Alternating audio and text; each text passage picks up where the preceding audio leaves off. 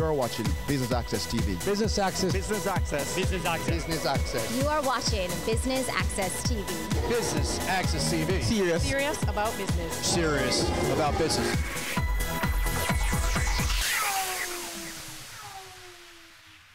Hello and welcome to Business Access Television's coverage of the Business Breakfast for the upcoming publication of the Business Year 2019, the Jamaica issue. I'm Keneal Gale.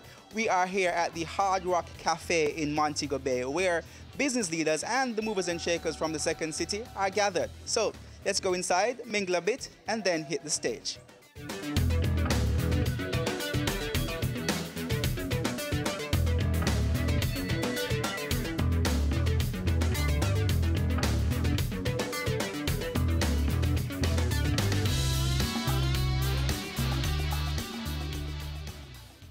So we are delighted to have you to participate and share in our second edition of the Business Year Breakfast in Mobay.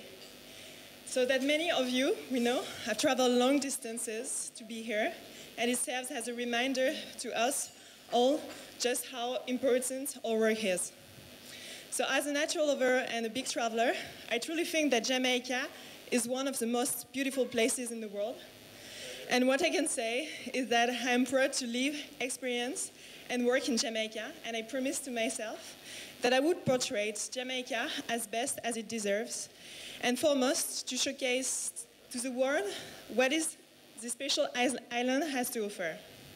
So on behalf of the Business Year, I sincerely thank and acknowledge every one of you extended help to us for making this event a grand success. So first of all, Hard Rock Cafe. So Andre Dixon, thank you. Mr. Fausto Solano, our esteemed partner, Mrs. Diane Edwards from Jampro, and the overall team, a Jampro team that supported us since the very beginning, since 2017 when we arrived. And thanks to the help and their support, we are here in Jamaica and we can conduct our research.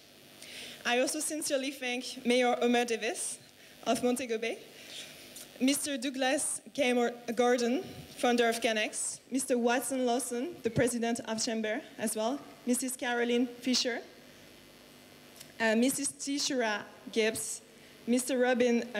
Robin Russell, general manager of Deja Resorts, Mr. Juan Manuel Merilla, my country editor. So thank you for all of you for your support since the beginning. Sorry. And you, my dear guests, leaders of the country that are leading not only Montego Bay, but Jamaica to the future, I thank you and welcome you. So we stand for bringing Jamaicans together and making Jamaica a better place, a more unified and a more connected place. So most of us already know who we are and our role. However, for the new faces today, let me tell you what TBY is. So TBY is a global media group specialized in economic news and research on national economies and business intelligence. So we have operations in over 35 countries. Our head office is based in London. We have regional offices in Istanbul, in Dubai, Abu Dhabi, and Mexico City. And we have a strong presence already in Latin America. So the way we carry out our research is that we meet face-to-face with the community of leaders, and we stay for an average of 6-8 months in the country to meet with the most strategic leaders and most prominent figures of the country from the main and most important companies, as well as the governmental officials from the public sector. So over 70% of our publication consists of interviews, so that we provide the most accurate and up-to-date perspectives from the experts themselves. So as some of you know, the Business Year arrived in 2017 for the first time in Jamaica. And we have been invited by the Jamaican Promotion Corporation to compile a comprehensive research on the economy of Jamaica, combining our international expertise with their local experience. So following the success of the first edition of the Business Year Jamaica, we just renewed the MOU with Jampro to continue our research and compile the second editions on Jamaican's economy. So our final goal is to create an annual publication about the economy of the country. Thus, our unique platform represents a who's who of the decision makers of the country. And the publication recirculates locally, in the region, but also abroad.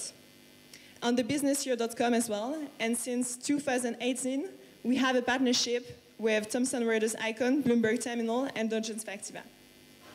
So today, we are all together because we need your full cooperation and support to truly reach the stage where we can have prosperity for all. So we know that Jamaicans, people want to tell stories that are wrapped in their own textures, language, and humanity.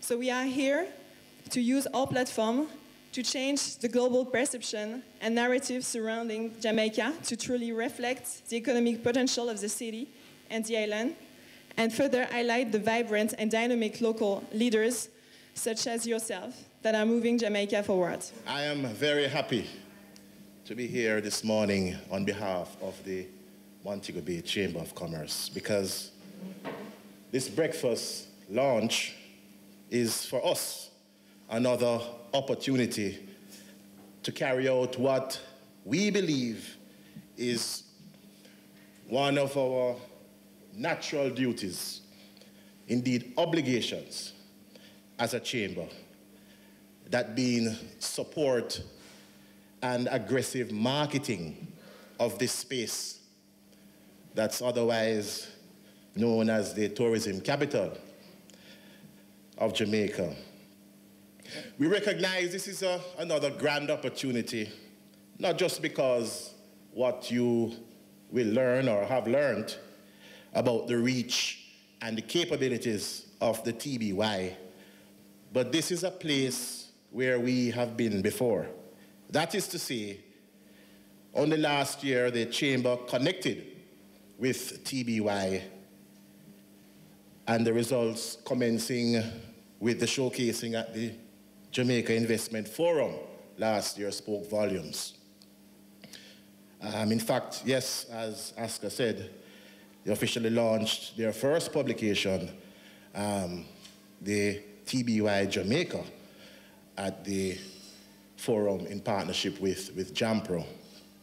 So let me also recognize the TBY for, one, the interest it has taken in Jamaica and the excellent way in which it had delivered on marketing this space and all the great products and services available.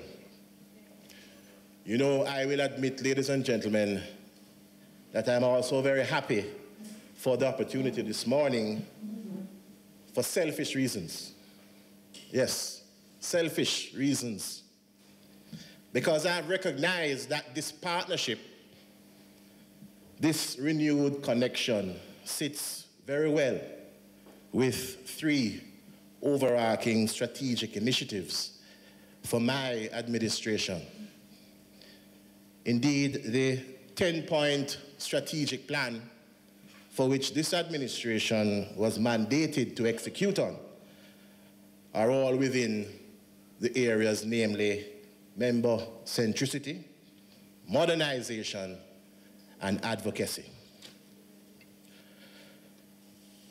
Member centricity, here we want to zero in directly on our membership, on how we can facilitate direct benefits. We had and we still have in mind the Sweet Deal Access, which we are now referring to as the member-to-member discount program. And I encourage all our members to sign on and don't be left out of this pool. We are seeing to the delivery of worthwhile, cost-effective training programs to benefit the members and their staff. This, we know, will have direct benefits in sharpening a critical asset for most, if not all, businesses. And I'm referring to human resources. And I want to recognize Dollar Financial for the sponsorship of our first training program. We expect to arrange a second one in November with a focus on digital marketing. And again, we encourage our members to use the opportunity provided by the Chamber. Member centricity is also about improving networking opportunities and improved flow and regularity of communications amongst our members.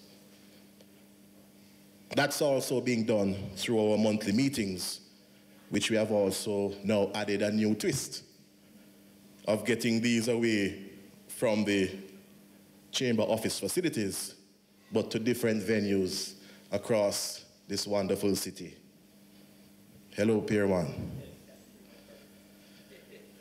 The TBY Jamaica connection gels with this mandate of member centricity, as what is top of mind for us is our membership being able to reap the benefits. Those who decide to utilize the services of TBY, they should reap the benefits from the tremendous reach and capabilities for which TBY Jamaica offers.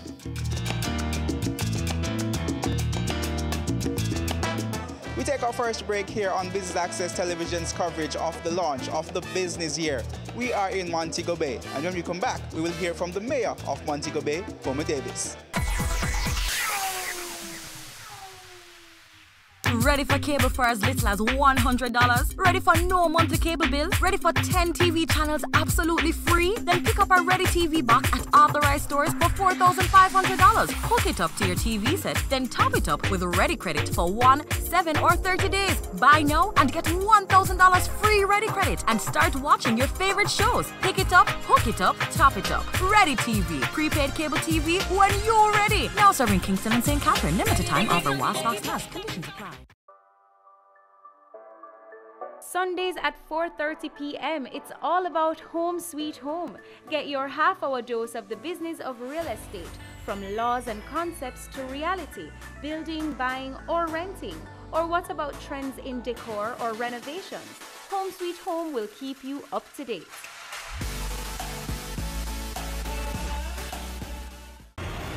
This is Weekend Business Report. Economic windfall. Unsecured loans. Alleged corruption. Follows the closure. If they made this investment. Brokers Strive to increase revenues. He sought some answers. Financial meltdown. Here are the week's final. Here's Garth. News Roundup. Camille, it's back to you. That's Weekend Business Report with me, Kenil Gale. Saturdays and Sundays.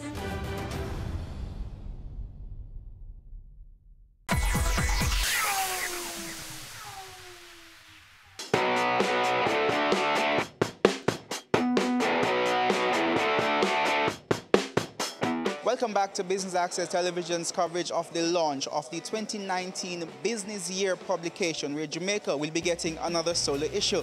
We will now hear from Montego Bay's Mayor, Councillor Homer Davis. Let's go to the stage. Montego Bay, our little city, our friendly city, our beautiful city, carries the title. And it's not something from my imagination. It is something that has been recognized, that we are the fastest growing city in the Caribbean.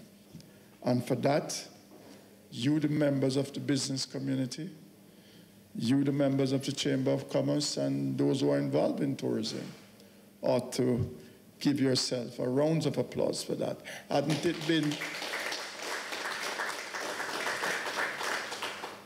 it been for you to take a risk, investment is a risk, then we would not be seeing what we're now seeing in Montego Bay as it relates to development. So, Montego Bay, the status as it is now, is due largely to work being done in marketing Jamaica as the best place for almost everything. I could say tourism, I could say BPO industry, I could say other investments, tourism-related entities. But what stands out is that Montego Bay is the preferred location. And it is a preferred location because I tell people that Montego Bay is an hospitality area. We have learned to welcome people. It doesn't matter where they are. As a matter of fact, my friend there said when he's in Montego Bay, he feels more welcome.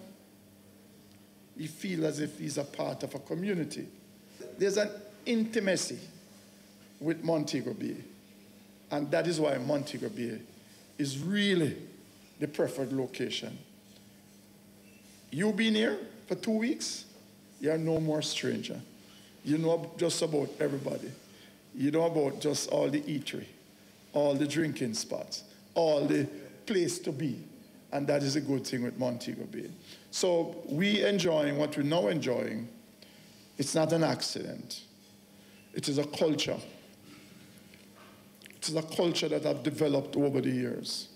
Because I came here 40 years ago, and that was the culture where the people of Montego Bay embraces their visitors, whether they are local, they are foreigners. They embrace you. And that is the thing with Montego Bay. I'd like to start by commending TBY and the JAMPRO team for the initiative to launch the publication last year and the push for a second year. As the mayor said, Montego Bay has been consistently one of the fastest growing economies in the English-speaking Caribbean, and it's important that that be highlighted and presented on a platform that will spur further investment into our future. Last year, I was very active in supporting the business year's objectives because we saw it as an opportunity to highlight some of our companies and entrepreneurs, as well as to promote business in the city. And I would like to say thank you to the TBY team for accepting my proposal last year to ensure that Montego Bay had a special focus in the publication. It would be remiss of me not to also mention that I'm especially grateful for the special attention the city received at the launch of the event at the Jamaica Investment Forum in June of this year. Wearing the hat of I Love MoBay, I am delighted that the business year will now be giving internship opportunities to our youth to allow them to work on a publication of this caliber, reaching a global audience. Business leaders, I implore you this year to facilitate the team from TBY. Ensure your businesses are represented in the publication and your industries are highlighted. I Love MoBay congratulates the business year once again. We wish for you much success with the 2019 publication.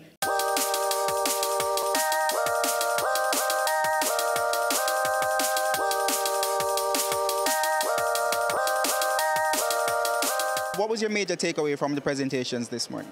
Well, the fact that we're covering Jamaica again for this year. We did last year, and it was good highlight, good focus, and we know that there's a laser focus kind of interest now on Jamaica. We have done very well in the Doing Business report, in the Global Competitiveness Index, and so this, will take us further in positioning and presenting Jamaica as a great place for investments. So what are some of the opportunities do you see for your industry in particular from a publication such as this? Well, as you know, we're in the global services business. So our interest is customers looking to do business with existing providers, new entrepreneurs, new businesses in Jamaica.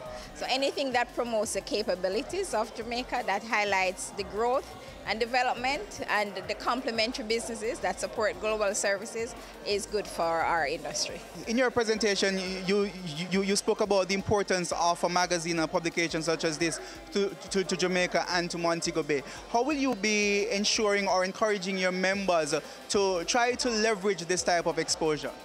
Yeah, well, look, we as a chamber, we always understand the power of marketing, the power of getting your message out. You could have the very best product. You could have, it's the best thing since sliced bread. But if you're not getting your message out to the marketplace, it really means nothing. So we encourage, and we will encourage our members to jump on this opportunity. It's, as I had said earlier this morning, that it's a place where we have been before, because we did it last year. It was highly successful. You have seen the product. They're also on the World Wide Web. You can view it there, and they have the capacity to get your message out globally. We encourage our members to look at it and to see how well they can exploit the opportunity.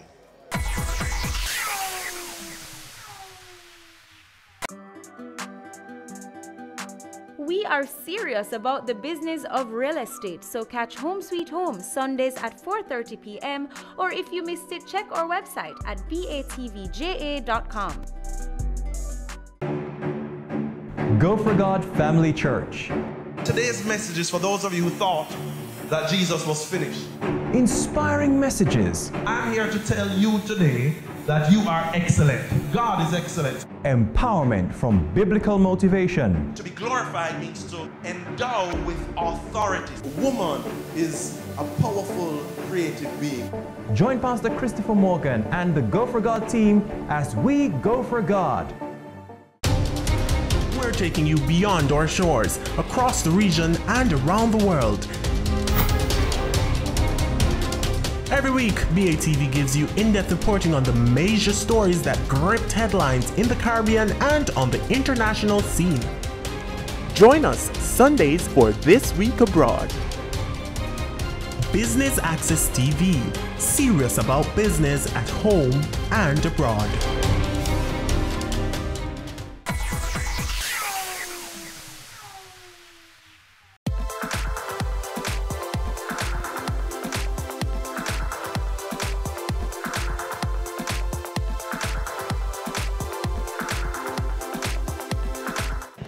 From this type of publication, this type of exposure, what are some of the industries that you would want to see attracted to Montego Bay from these investors?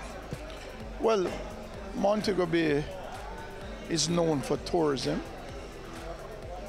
the BPO industry, that one is growing, farming, which I think we have a very good opportunity for not Montego Bay, but for St. James, especially the southern section of St. James where the farming lands are located. Because we have a service industry, and a great part of that service industry and this hotel industry is that the visitors who come here, they eat and they drink.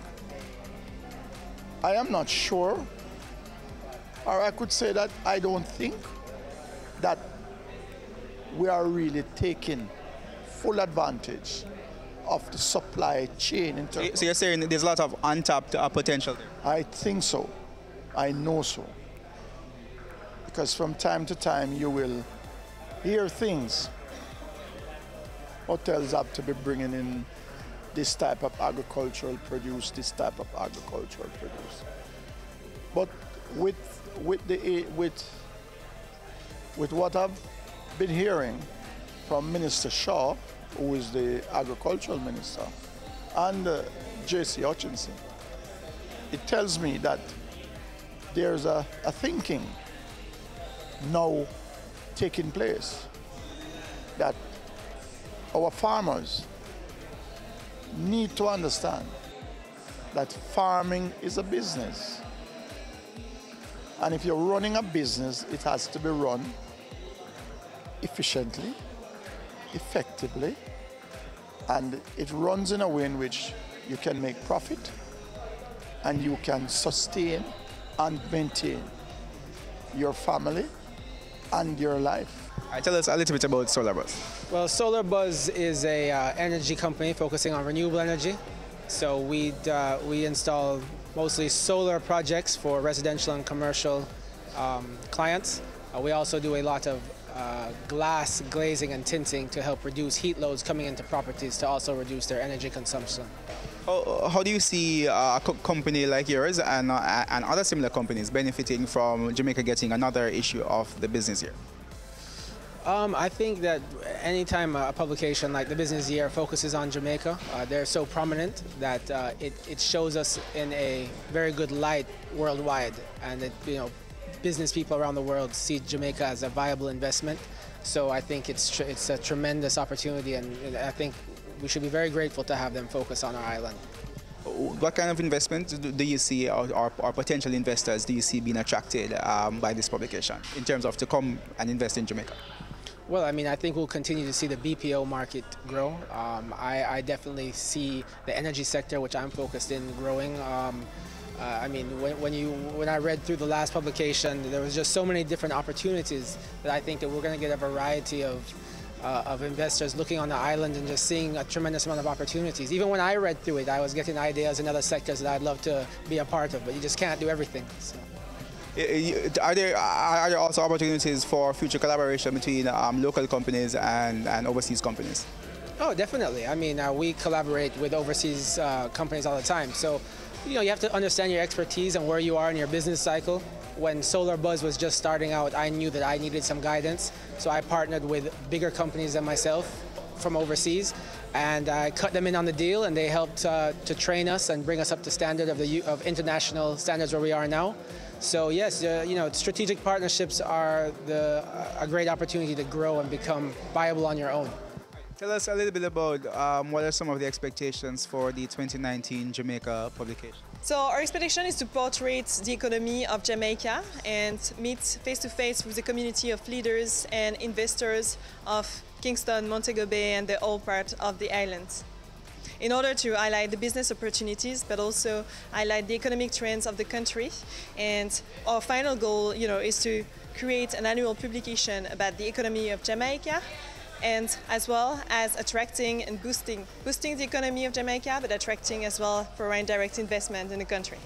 For those who aren't familiar with the publication, tell us a little bit about your audience and other publications, other countries that you've done publications for. Okay, so thank you. Very good question. So actually our readers are investors, our leaders. So all the publication is read by general managers, CEOs, and all the community of leaders from the private and public segments, the main important companies, as well as governmental officials, ministers and prime ministers, leaders of the country. And we reach out 9,350 readers in Jamaica and 88,000 readers internationally, as well as we distribute the publication online on thebusinessyear.com. And since 2008, which is a breakthrough in the history of the business year, is that now we have a partnership with Thomson Reuters Icon, Bloomberg Terminal, and Dow Jones Factiva. How much of a big deal is this for Jamaica, the Jamaican economy, and businesses in Jamaica? So it's a great way to give the voice of Jamaicans himself, an expert himself, and showcase the strengths and the opportunities of Jamaica and the business opportunities in the international scene.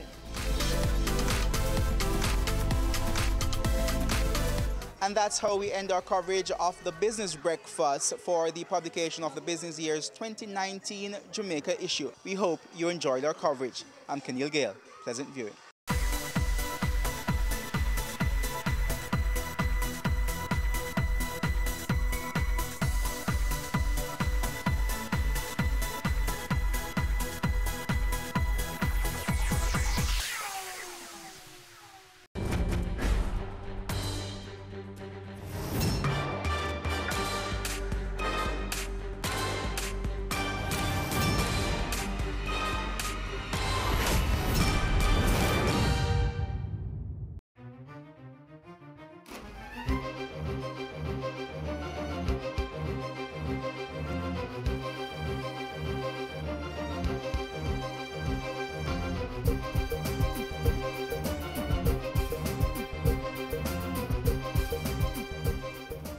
Hey there, guess what day it is? Apart from being Friday, of course. Haven't figured it out yet? Well, it's International Civil Aviation Day, and we are so happy you could join us for the celebration. In today's program, we will share more details about what International Civil Aviation Day is all about. And later, we take a look at the recently opened air traffic control tower at the Sangster International Airport. Stay right there.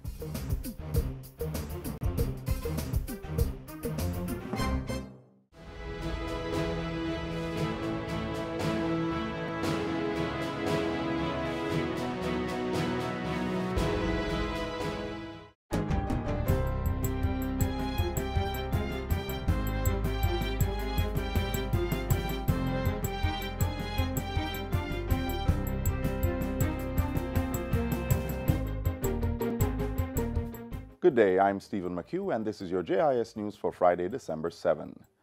The Maypen Hospital is to benefit from a digital mobile C-arm for its orthopedic and surgery department. A grant contract agreement was signed on Thursday between the Embassy of Japan and the hospital to provide $10 million for acquisition of the equipment. Portfolio Minister Dr. Christopher Tufton says the ultra-operating imaging equipment will enhance health outcomes for patients in that section of the island. 40% of the patients on both emergency, urgent, and elective waiting lists at the Mandeville Regional Hospital are referred from the Maypen Hospital, and approximately 10% of those patients on the elective and emergency urgent list of KPH Maypen Hospital patients.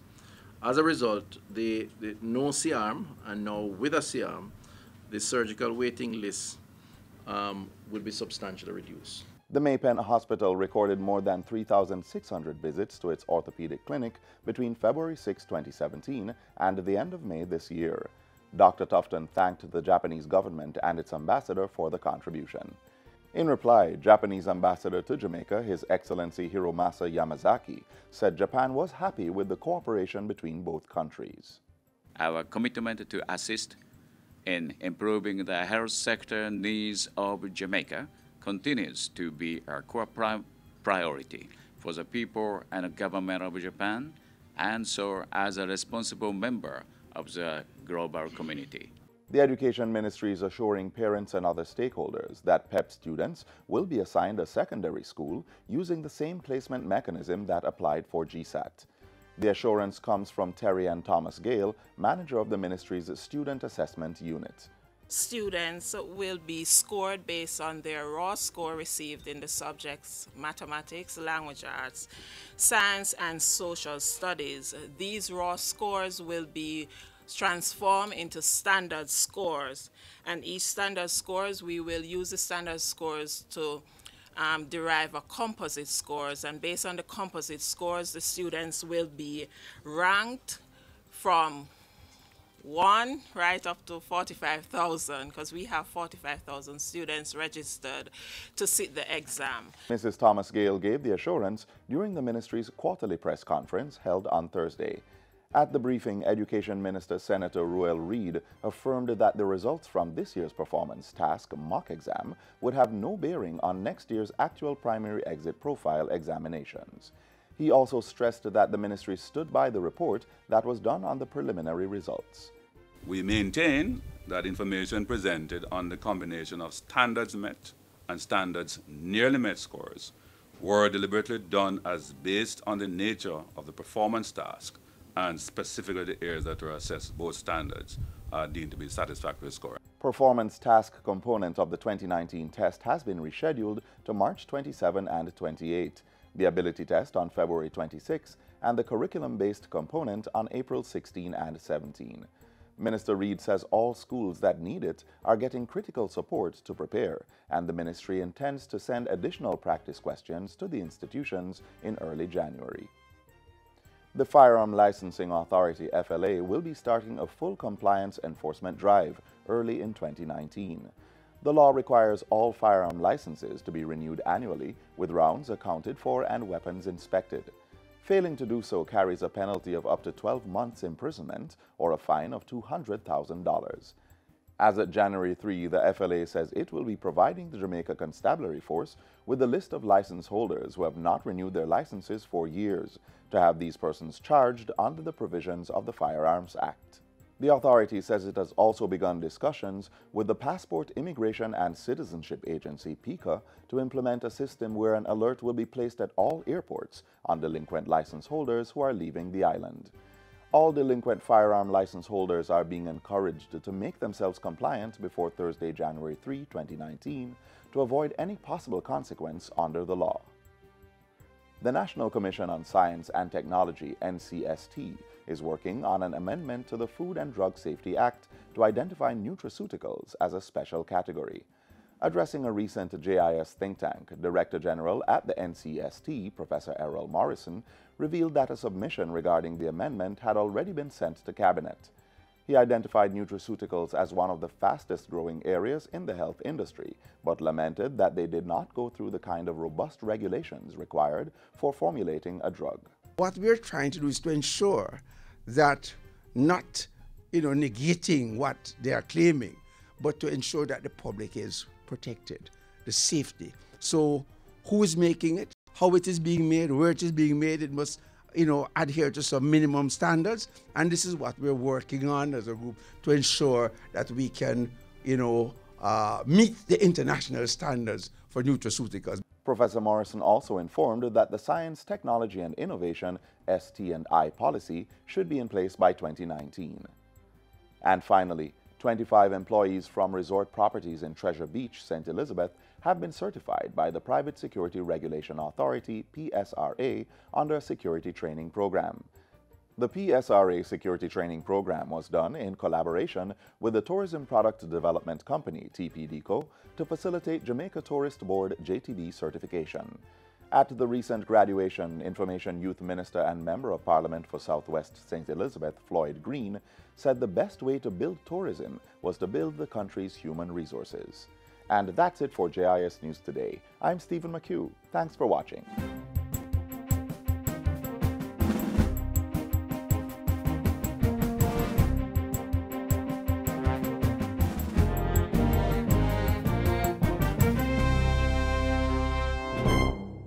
Island clean, so clean. From the peaks to the beach, so clean.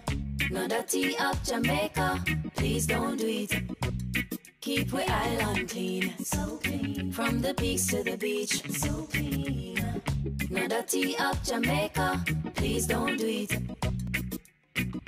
No dash, no paper, no dash, no plastic. Dispose your garbage responsibly. No know how to recycle, learn it quick. And if you drop it, better pick up every piece of it. Plastics last forever, don't forget the bits. Cause when them touch the street, them end up in the sea. Collect pan the reef where they fish them feed. And when you want seafood, I eat your eat. Keep we island clean, so clean. From the peaks to the beach, so clean. No dirty up Jamaica, please don't do it. No dirty up Jamaica, no dirty up Jamaica, no dirty up Jamaica, no dirty up Jamaica. As mentioned earlier, there is a new air traffic control tower at the Sangster International Airport in Montego Bay.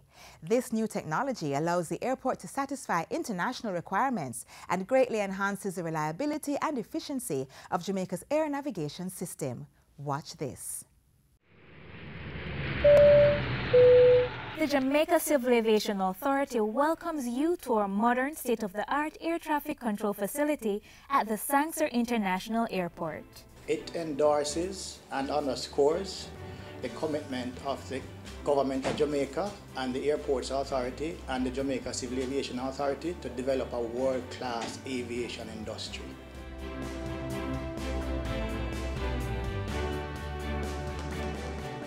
Today represents an important milestone in the civil aviation history with the opening of the new Sangster International Airport Air Traffic Control Tower.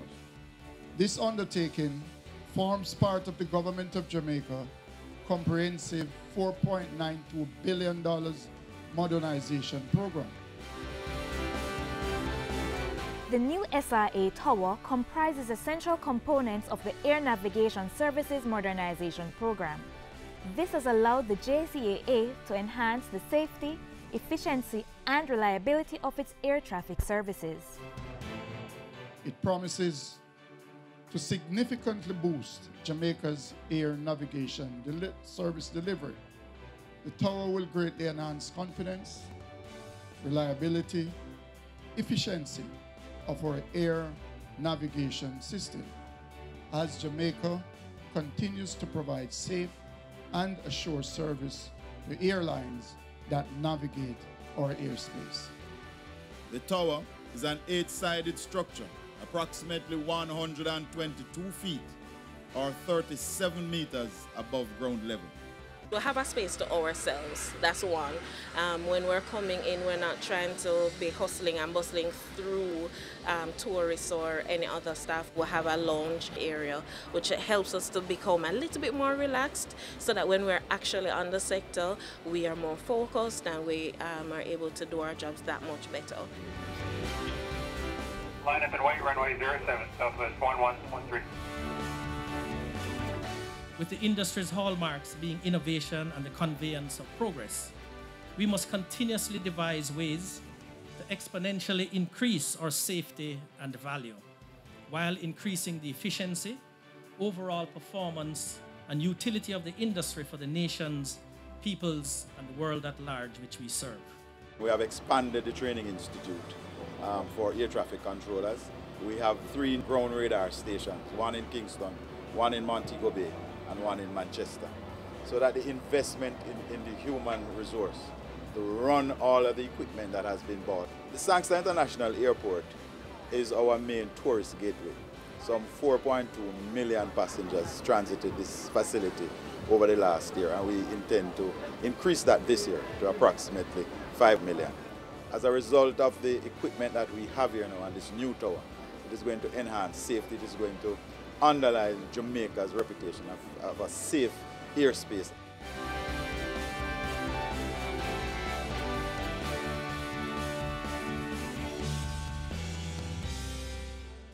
This new ATM environment, which is comprised of both the Sangster and NMIA towers, as well as supporting infrastructure and technologies, has positioned Jamaica as a leading air traffic management environment with the most advanced equipment available on the market to improve the safety of air operations nationally and globally.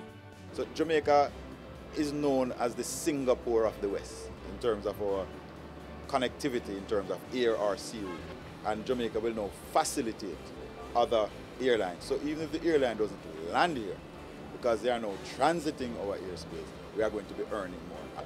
It's now easier for them to travel in a straight line, going to South America or from South America, going across, or even from Europe coming into this region.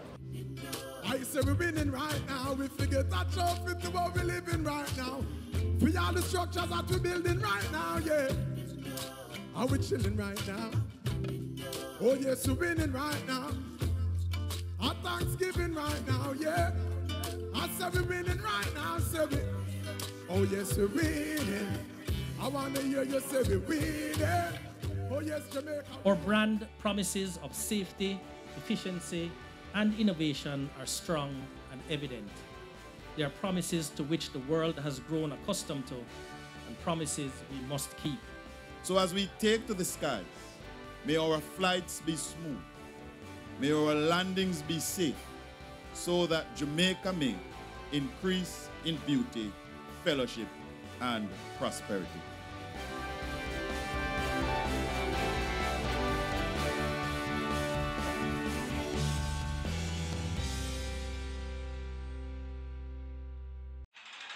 The following is brought to you by MOCA, the major organized crime and anti-corruption agency with kind support of NIA and USAID. Criminal minds think they are cunning. The major organized crime and anti-corruption agency have them running. Your friend a shout, come here. Take time running, are we ready for the ops? Drive up on your block, step out now me block, cyber take about your laptop. Pull up every lock, no evidence to drop. We put it in a cuffs and now we have the underground. Sin you say scam, you better look out fit. When you move corrupt, better look out fit. Please say you get wet, look out fit. Look out fit, look out fit. From you say scam, you better look out fit. When you move corrupt, better look out fit. Please say you get wet, look out fit. Look out fit, look out fit. The proceeding was brought to you by MOCA, the major organized crime and anti-corruption agency with the kind support of NIA and USAID. Similar to the new air traffic control tower at Sangster International Airport that is transforming Jamaica's air navigation system, there is a program born and bred in Jamaica that is cultivating good morals and attitudes in Jamaica's youth. Learn more about the Acts of Random Kindness initiative now.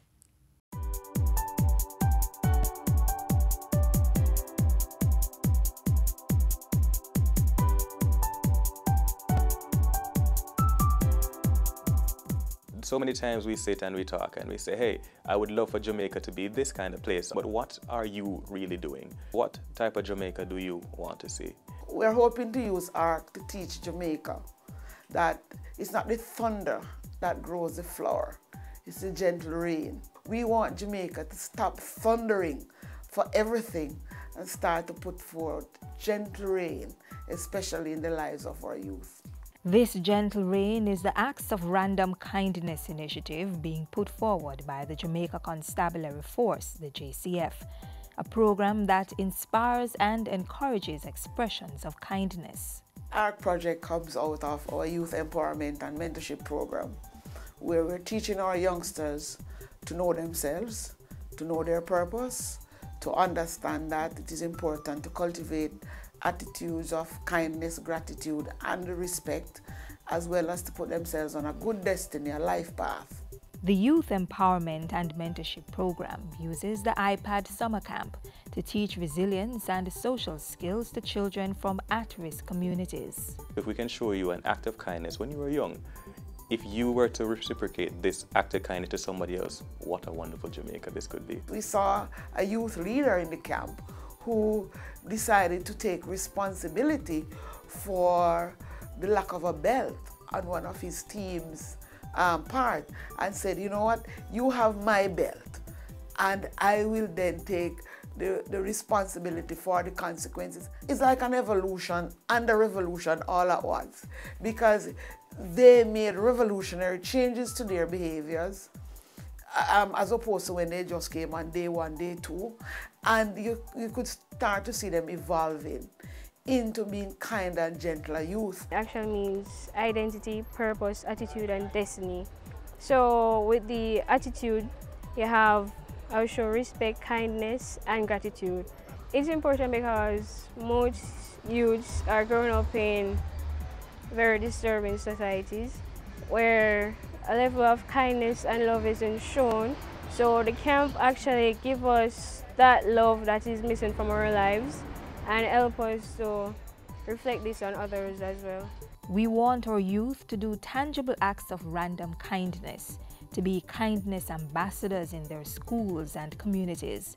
This will in turn raise the awareness in adults that they too should be agents of change. We are challenging Jamaica to engage in a very self-conscious way in acts of random kindness amongst adults and towards our children. We want you to think kind, Jamaica. We want you to act kind. We want you to be kind. I am ready. I'm ready. I'm ready. I'm ready. You have to have kindness in your heart. You have to be compassionate towards people. Some persons really need it. A little act of kindness sometimes motivates somebody else. So we want our youngsters at school, at home, and at play to think kind, act kind, and be kind. It is a message that needs to be self-conscious. We are inviting you, youth, adults, business places, to take up your link in the chain and bring this initiative to life. Respond with smiles, hugs, positive affirmations, and acts of kindness to transform relationships in homes, schools, the workplace. Transform relationships right across Jamaica. If we want a kinder, gentler Jamaica, where all of us want to live, work, and raise family, it is important that each and every one of us start to think about the words that we speak to our children. Start with a kind word. Start by giving a smile and saying good day. Start by saying thank you. Start by giving a hug. Where you can be a mentor, just listen to their concern. Show that you have some degree of understanding and empathy. Be conscious, be aware. The cost to being kind is a state of mind.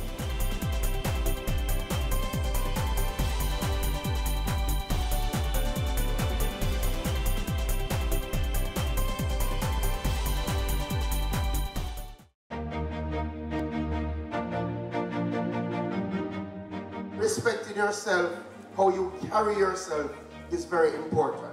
You hear me, young men? We take for granted oftentimes as men that people judge you before you even open your mouth. From they look at you, they form a perception. They make up their minds about you. So the question is, when they look at you, what do they see?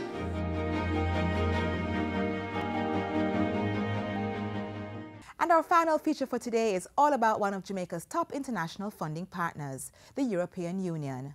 Over the past years, the organization has taken numerous steps to transform and modernize various sectors in our little island home. Here's more.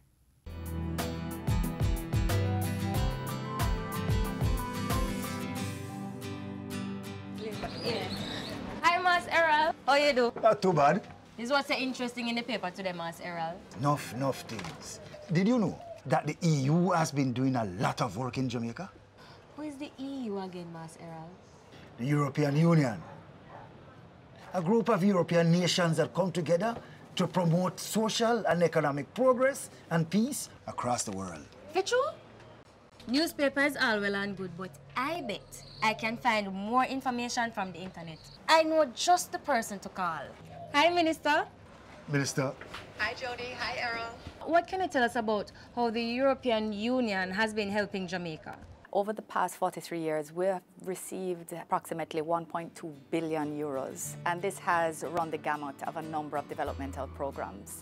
A particular area of support has been in the area of agriculture. The EU has provided grant funding and support funding for sugar-dependent areas. Between 2006 and 2017, the EU provided some 23 billion Jamaican dollars to help people living in areas that are dependent on sugar. Under the AMS, 397 houses have been built for residents. This replaces the old barracks-type housing in which they used to live. The condition of the barracks were completely rough. No light, no water. We never have any transport. The bathroom is outside and the toilet was a pit toilet. We never have no tank, we have a tank. The lights are here, the bathroom inside, the kitchen inside. Thank God for the benefit we have right now. Nearly 200 miles of roads have been built or reconstructed in the parishes of St. Catherine, St. Thomas, Trelawney, St. James, Hanover, St. Elizabeth, Westmoreland and Clarendon. Based on the roads that we did, it has created some form of ease for the truckers. Citizens of the area, they also benefit from the road. More than 2,000 SDA residents have received vocational training. The center would have been equipped to the tune of over 7 million Jamaican dollars to purchase various forms of training supplies and equipment across 3 skill areas: apiculture, bartending, and cosmetology. I have been receiving training in various areas such as facial, massage, nail. They have helped me to be certified and I can now earn an honest living from this. The EU provided over 100 million Jamaican dollars in new business grants to residents in sugar-dependent areas. Thanks to the EU for giving me this injection of 1,000 chickens, the feed and medication. I received $1 million and it makes me into a woman that I am today. The EU's AMS program has also funded extensive improvement to health facilities. We expand the waiting area, operational space for our doctors and nurses. The staff morale, it has improved because you're better able to work with more privacy. With the funding, we're able to open this section we call the male ward. It is marked improvement over what it was. I feel comfortable, feel like at home. Enhancement of educational facilities. I have assisted us in erecting an auditorium. We have a fully refurbished computer lab. And we have a library with over 300 books. We got $11 million to build the facility, and it was a wonderful restroom for the school, and we appreciate it.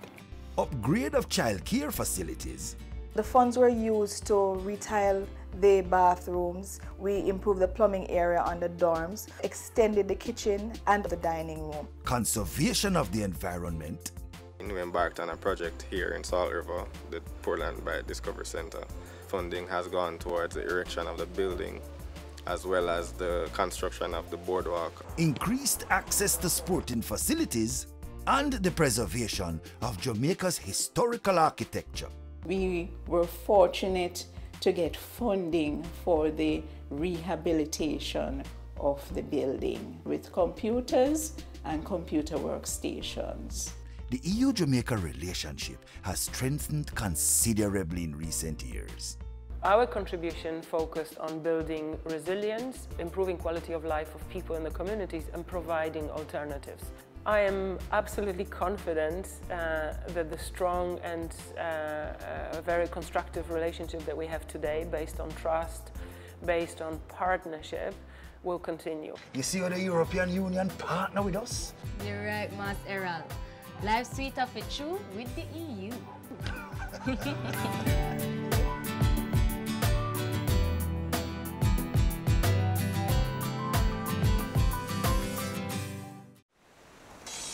Let's get a little breeze on this land. All right.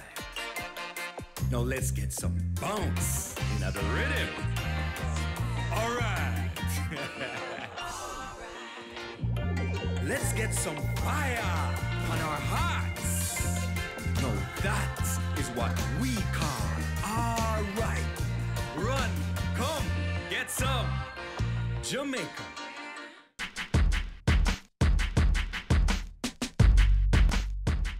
As promised, this segment of the program is dedicated to International Civil Aviation Day.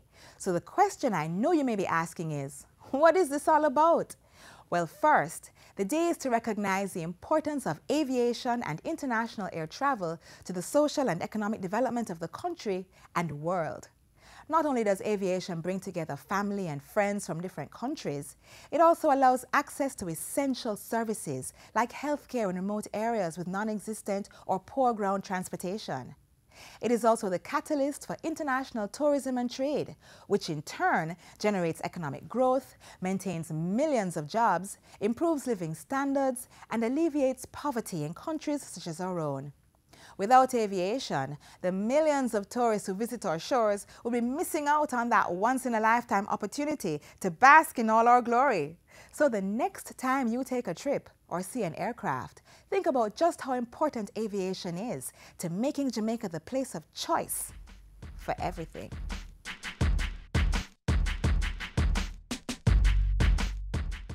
You said my rights were protected. And I believe you told me you'll be there in my time of need, but you didn't tell me of all this exploitation, selfishness and greed.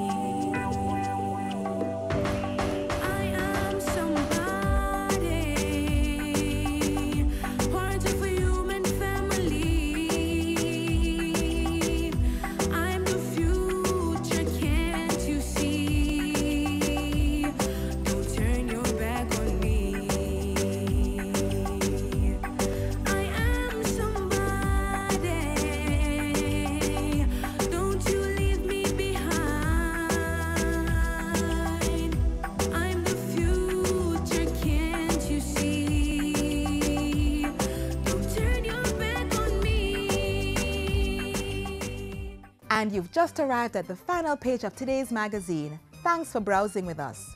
To watch today's program again, all you have to do is visit our website, jis.gov.jm. Don't forget that you are able to follow us on Twitter, Facebook, and Instagram. I'm Audrey. Have a great weekend.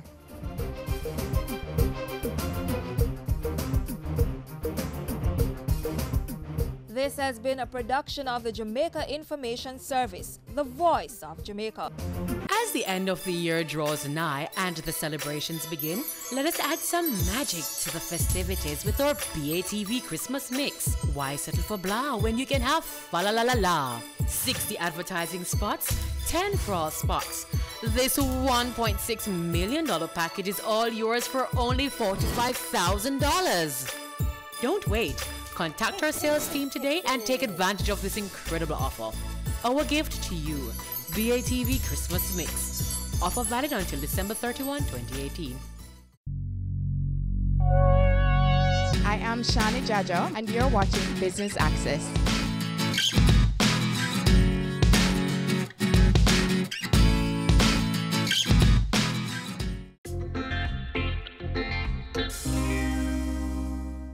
Today on Chill Spot, we'll be hanging out with Mick McGrain, branch manager at Toyota Jamaica. Now, although Mick leads a very busy life as a corporate executive, he finds balance in various physical and social pastimes, some of which he'll share with us today. So don't go anywhere because we have lots in store for you.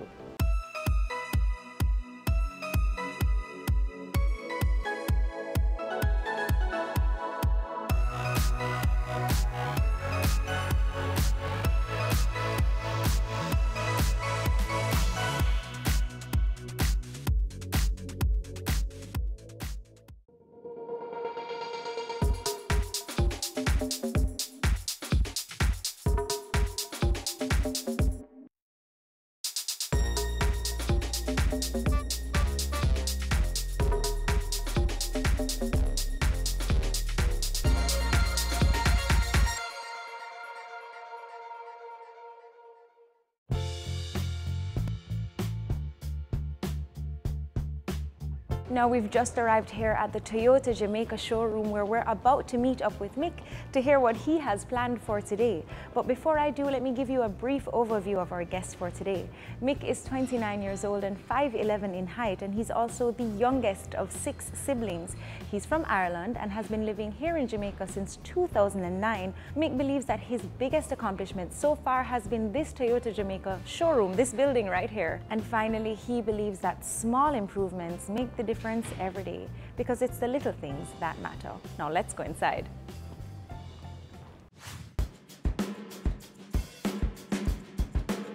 Hi Mick. Hi there. How are you? Good, thank you. Welcome to the coffee house. Thank you very much. I'm very excited. I didn't know Toyota had a coffee shop. When we've opened this new branch, we decided to have something a little bit different outside the ordinary, and we went with a coffee shop.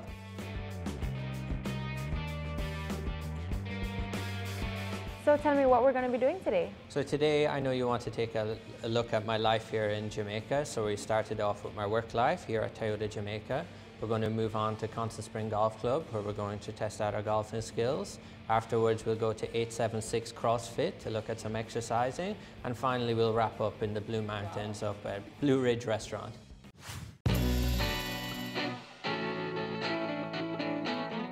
I want to start talking about your life here at Toyota, of course. Tell me about your role here. Well, I'm the branch manager here for Toyota Jamaica Old Hope Road, and that means I oversee 3 primary departments.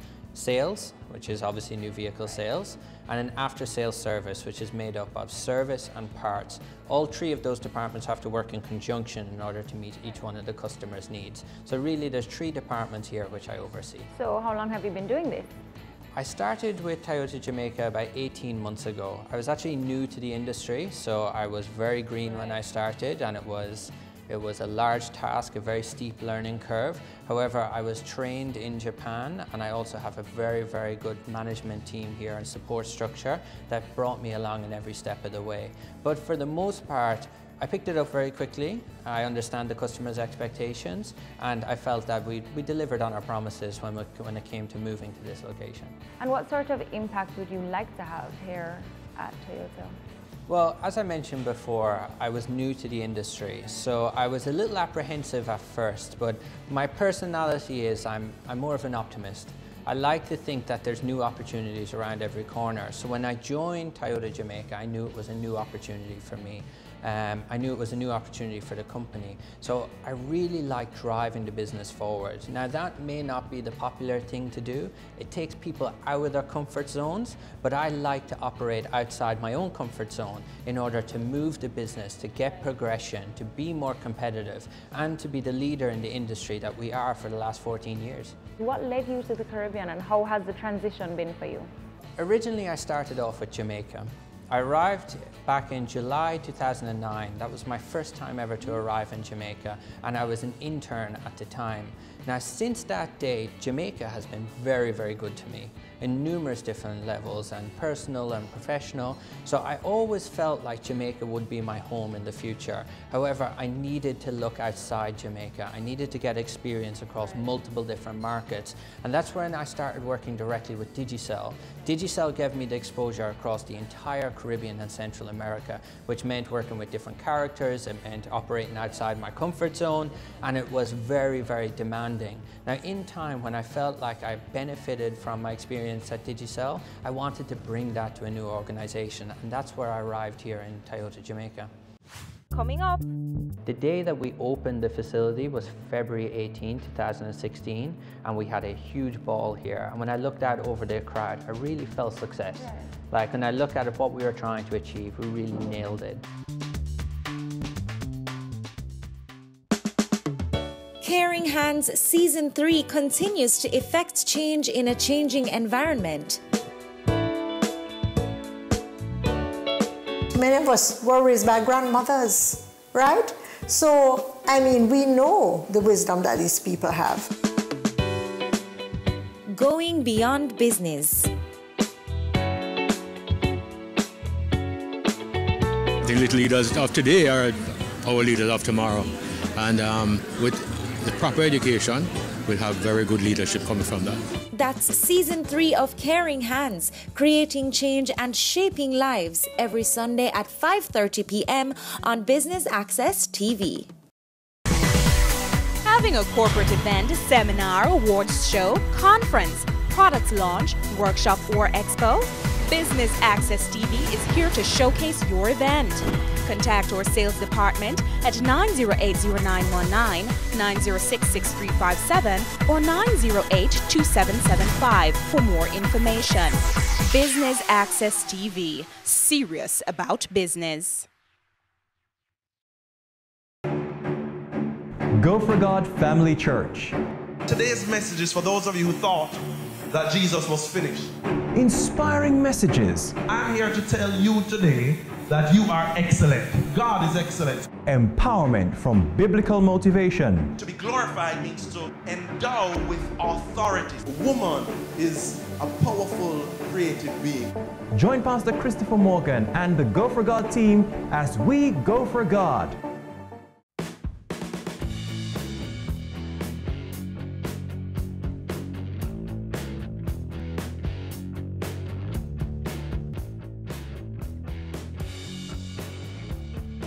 Can you share some of your memories that stand out from your experiences in other islands and maybe how they compare to Jamaica? Absolutely. Well, I always like to dwell on positive experience that I had, and I find a lot of my most positive experience happened in the most unlikely place. I worked directly with Digicel Haiti for an extended period, and my time I spent in Haiti, I grew a lot. I looked at the Haitian people themselves and how resilient they are, and how they keep getting knocked down and they stand right back up with no excuses every single time, no complaints.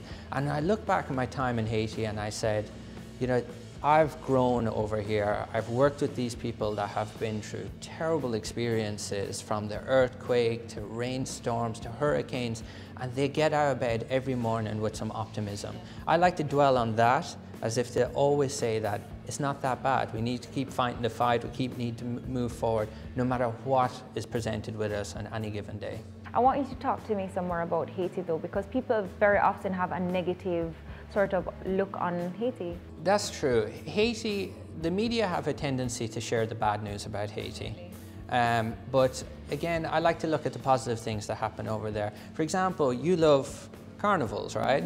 Haiti has a massive carnival. It's a whole heap of fun. When people come out to that carnival, it's really serious. Right. It's not the whole sexy thing. It's a little bit of different types of culture, but it's a lot of fun, a lot of fun. But from my perspective, I like to look at Haiti as the land of opportunity. For example, people always like to get down on it, but for me, I look at it as 10.6 million people. Okay, the disposable income is not huge. But if you take a little from each one of them, providing them with a service, or look at the diaspora within Miami, there's fantastic opportunities over there. Now, the majority of Haiti, yes, I'm sure there's corruption, but there's corruptions everywhere. And the disparity between wealth, between obviously the very wealthy over there and the very, very poor is huge. mind you, they're calling out for good services, they're calling out for great resources, and they need people to reinvest in Haiti. They need them to get over there, come back from the colleges, and I always said it, if a Jamaican wants to become a millionaire in the next 48 months, they would do it in Haiti.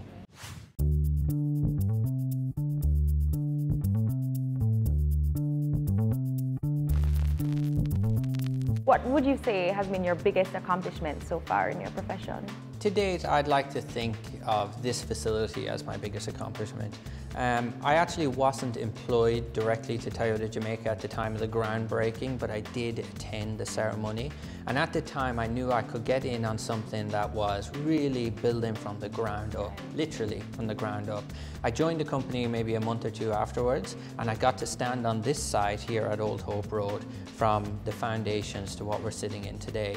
The day that we opened the facility was February 18, 2016, and we had a huge ball here. And when I looked out over the crowd, I really felt success.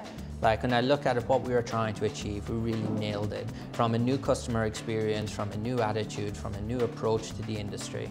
I very quickly learned that there's not a lot glamorous about this industry. This industry is about hard work. It's about doing the little small things. So people may assume that it's about handing over fancy vehicles and smiling customers. It's not. It's not at all. It's actually about washing vehicles. It's about meeting customers' expectations that are beyond your own. It's about working through hard situations and being grassroots with people, because procedures are what make my life easier, and that's what I need to focus on in the business. It's not all glamorous. Now, a lot of people would say, okay, you're 29 and you've accomplished so much for being 29. What do you have to say to them? I found myself in Jamaica with no family for the most part. I had periods where my brother was here who was able to mentor me, and I was very lucky to have that.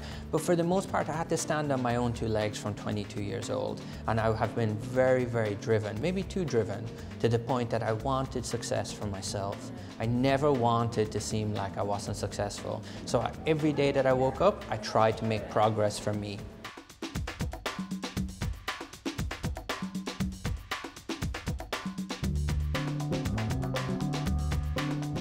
Thank you so much for talking to me, and I think the next stop is for you to teach me to play golf, because I've never played. So let's go. Yes, absolutely. Well, before we do that, what I want to do is just give you a small tour of the facility. Oh, so yes, I'd love to see the we can take a look at some of the vehicles we'll be driving Great. today.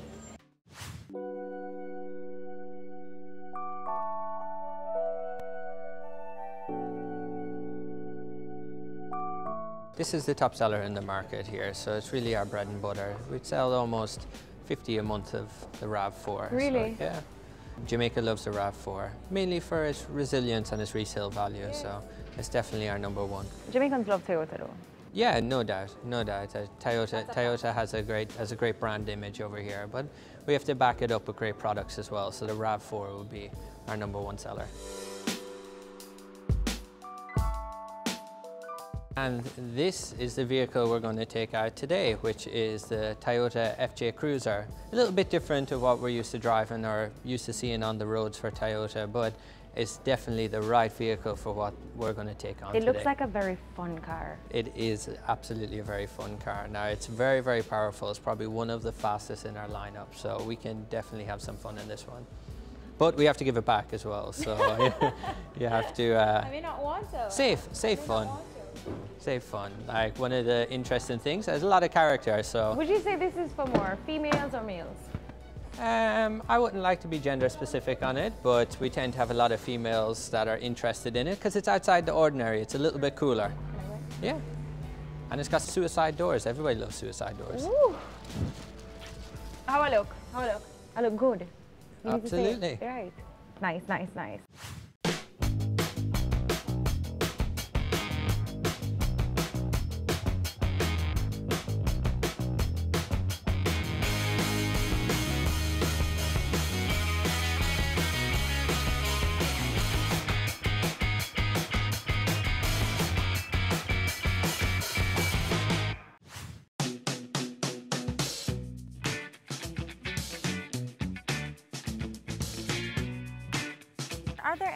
to this game that I need to observe? I've never played golf before, in case, I mean, I know I look like a professional, but... Really, the first thing is that golf is about manners, it's about etiquette, it's about being like a lady and a gentleman on the golf course, and it's quite an interesting sport, but for the most part, it's just about how you carry yourself. So it's a lot more than a sport, it's more of actually of a lifestyle. So you can start off by the attire. There is actually a strict rule on the attire. So if you walked up to the first tee box not wearing the right set of clothes, which you're right. What is that about? Why is there such a strict dress code for golf?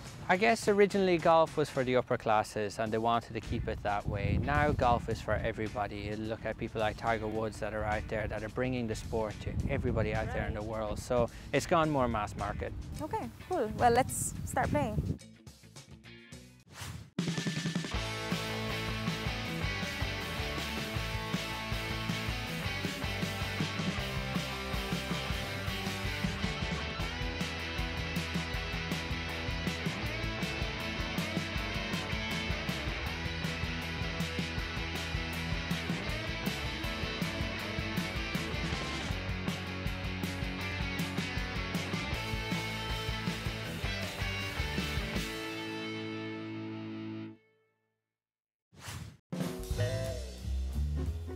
Well, Mick, that was a fantastic round of golf. And now we're gonna go lift some weights. 876 CrossFit. Let's go. Coming up.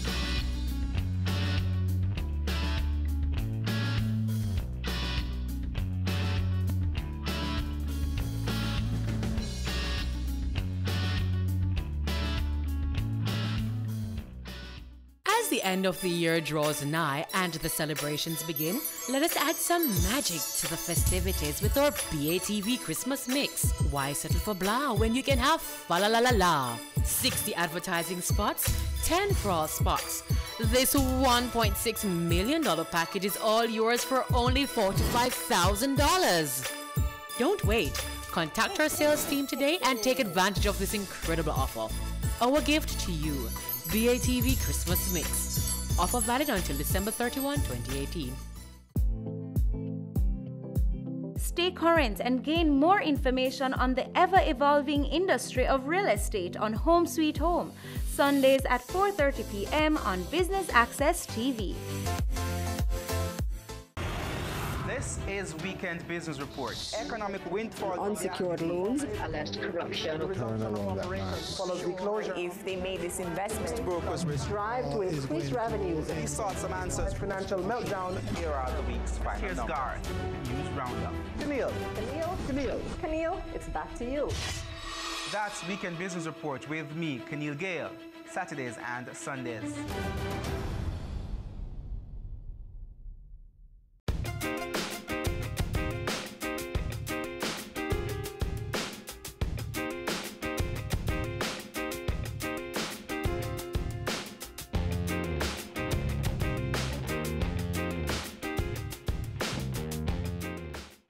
All is well? Hi. Hi, how are you Nice doing? to meet you. Nice to meet you too. So Jair is Hey, the what's managing up? director of 876 CrossFit, Right. and it's a new movement here in Jamaica, and I wanted him just to explain a little bit about the gym along with what we're going to be doing today. All right, so CrossFit. The definition of CrossFit is constantly varied functional movement performed at relatively high intensity. Constantly varied because we don't do anything routine in here.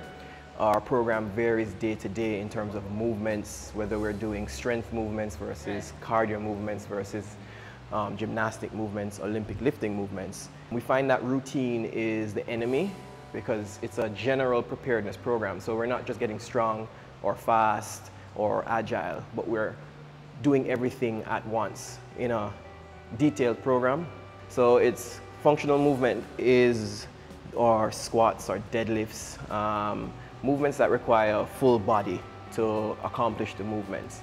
So we're not doing like bicep curls in our workouts. However, we use bicep curls and like side lateral raises and front raises for accessory work to get our movements stronger and better. When I say performed at relatively high intensity, my intensity versus mixed intensity versus your intensity is different, are all different intensities. So I may perform the movement at 100 pounds, you may perform it at 10, and Mick may perform it at 500 pounds.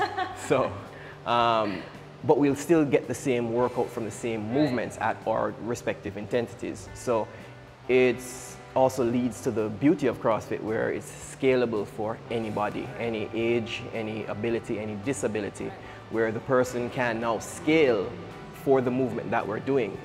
So we're purely about the movement and technique. We will not progress you unless we're satisfied with your technique, right? So that's the general gist of CrossFit. But like I noticed there isn't as much equipment as like say the average gym. So how does that work? That works because we are the equipment. We are the machines. So what are we going to be doing today? As you can see it on my face, right? like I'm Stressed out? No, man. Already. As I said, anything we do in here is scalable for anybody. It's just about the movement. You'll still get your work, but you'll get it at your ability or your intensity. Because I can't do the upside down push-up. No, we're not going upside down today. Nothing you said I can do. No, man, we're going to do it. Don't worry. All right, let's go over to the board here. All right.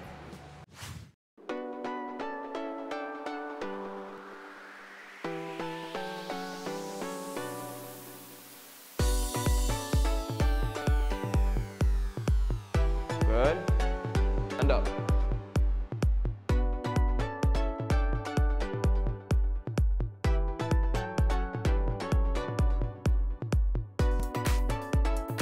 Let's go.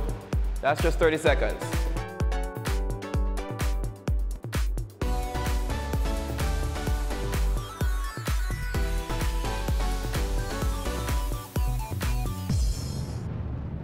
That's right.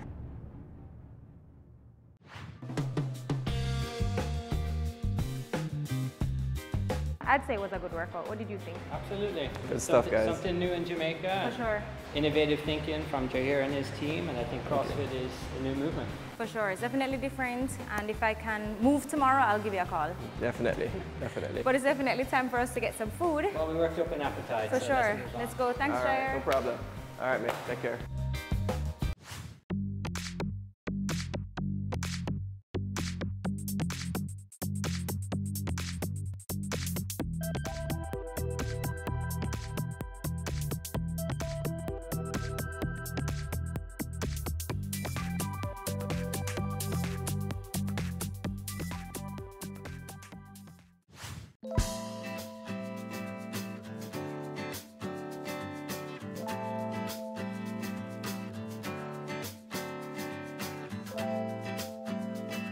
Oh my gosh, Mick, this is beautiful. A little cold. You didn't know about this place? No, I didn't. Oh man, it's on the edge of the world.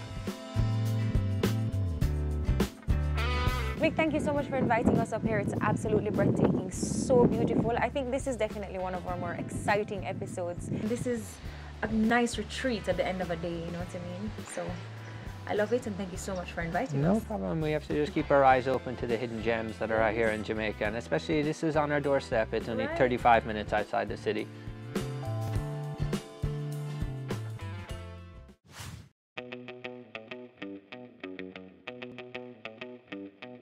So I want to talk a little bit about the personal side of you. How would you describe yourself? Since arriving in Jamaica, I've lived my life with a career focus. Now, I don't know if that was right or wrong to date, but I've enjoyed it for the most part. I'm very much driven, but one day I'd like to see myself settle down a little bit more, maybe start to explore the world a little bit, get a bit of traveling in, and just be a bit more relaxed. I'd like for you to talk to us about Ireland. What's that like? Everything in Ireland right now is really technology driven. We have a very well educated workforce, very good infrastructure. It's very different to Jamaica, but at the same time I've found opportunity here in Jamaica. My entire family are back there. All my siblings are either very close by or in and around the area. So it was me stepping out into Jamaica, and it is different, but I now find myself calling Jamaica my home over Ireland. Jamaica and Ireland have a very long history. Hundreds of years ago, many Irish arrived over here and were working the sugarcane plantations, and that's where you'd find terms like Sligoville, Irish Town, and one of the areas, the communities we drove through to get here was Dublin Castle, Dublin being the capital of Ireland. So we have a history together for quite a long time. Even some of the names in Jamaica have an Irish heritage, to the point that Gaelic is a lost language. However, many Jamaicans would use the term Ganzi. And Ganzi is actually a Gaelic word for what is a long sleeve t-shirt, and it's the same term that you guys use today. Now we know that you're the youngest of 6 siblings. Tell me about your brothers and sisters. There's 3 boys and 3 girls, and we all left the nest. So, for example, I've got a sister in Australia, I have a brother in Tonga, I have another brother that travels the world playing golf, I have one sister that's over and back to London. There's actually only one of us that lives in our old hometown where my parents is. So we were never afraid to branch out and try and find our own space in the world. And with Jamaica, I've got my own space. But we were a very close family, and we are a very close family. And the times and the economic downturn actually drove us away. But we've all done very well in our own right, and we find ourselves getting back to one another for weddings and family occasions, Christmas, of course. But growing up in Ireland is actually very similar to Jamaica. You know, it's very family orientated. There's a lot of friends and family around, and it's a good childhood. Well, my educational background, I just went through the public schooling system in Ireland until I reached into university. It's a very competitive landscape. Education is free in Ireland. Okay. Yeah, and all the way through. As long as you continue to pass, you get free tuition. So I was lucky enough to qualify into Dublin City University, where I studied marketing, and I did a minor in macroeconomics, and skills that I still use every day today. And I think Dublin City University was a very good school, one in which maybe I couldn't afford myself if the Irish governmental system and education system wasn't as strong as it was. Now, Mick, are you single or are you in a relationship? Right now I'm in a relationship. I've been seeing a girl for a little bit over 3 years now, and we've been doing quite well. Okay, no. Any future plans with her? Absolutely, yeah. We're always looking towards the future, and we see a very positive future together. So I don't see why our relationship won't progress over the coming couple of years. And do you have any relationship advice? It all has to fall into place. It all happens for a reason. I've never been a fan of forcing it. It just happens, and if 2 people are there at the right time, it will. It will.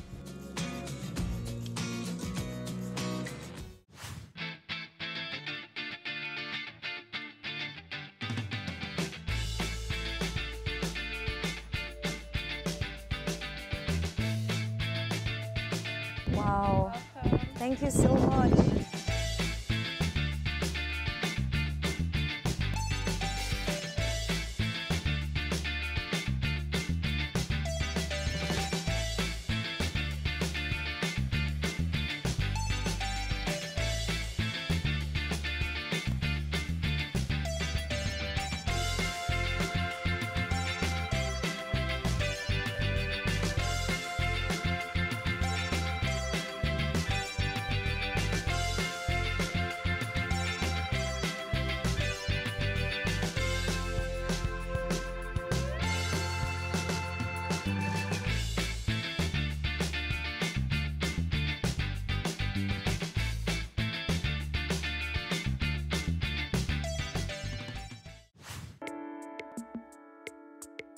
What would you say is next for me?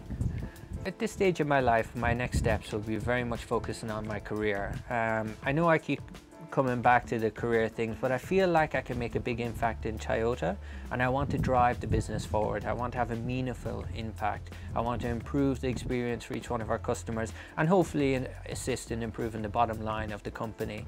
Right now, if I can do that, I can make a name for myself, and then the sky's the limit from there. I've proven myself on a number of occasions within the market. I just really want to be a driving force within the organization.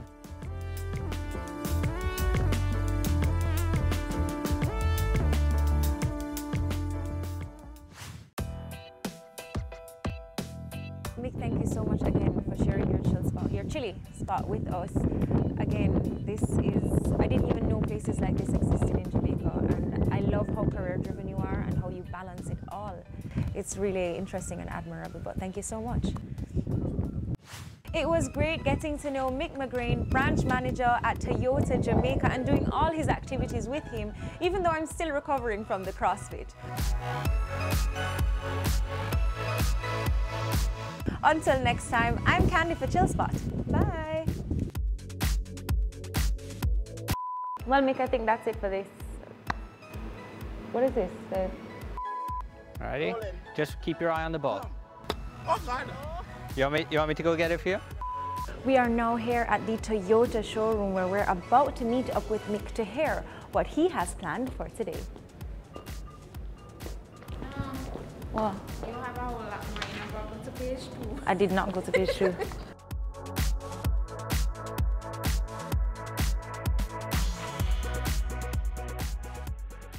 Do you need help packing up this stuff? Let me act like I'm doing something, like taking off my glove. Okay.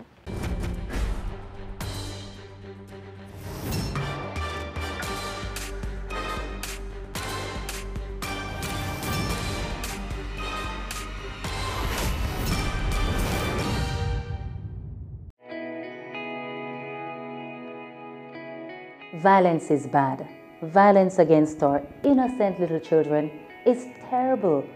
Pretending not to notice when we know or suspect that a child is suffering is awful and morally wrong. In the words of the great Nelson Mandela, there can be no keener realization of a nation's soul than the way in which it treats its children. Think about that for a second. I have a voice. It's one of my gifts. I intend to use it on behalf of our children. No more violence against our children. Make your move to stop violence against our children right now. No more. No more. No more.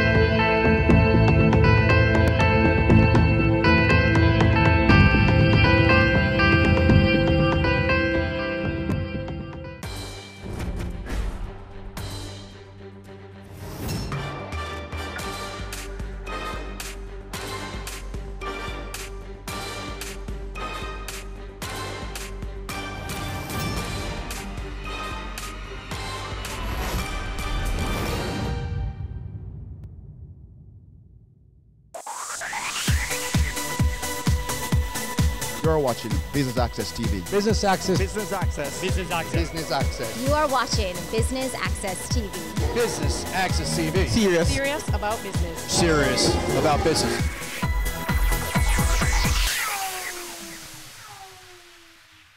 Business Access TV was on location at the Def Can Coffee Sip and Sign E3 Cafe launch as part of their Social Enterprise Boost initiative. Stay tuned for the highlights.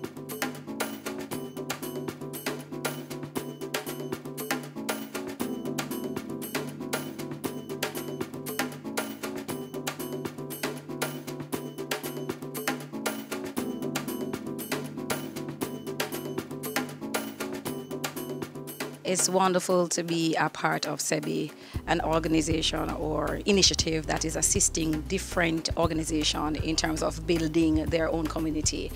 For here in particular, I really love the fact that we are a part of an initiative that is empowering the deaf to actually grow their community, to be successful in their community.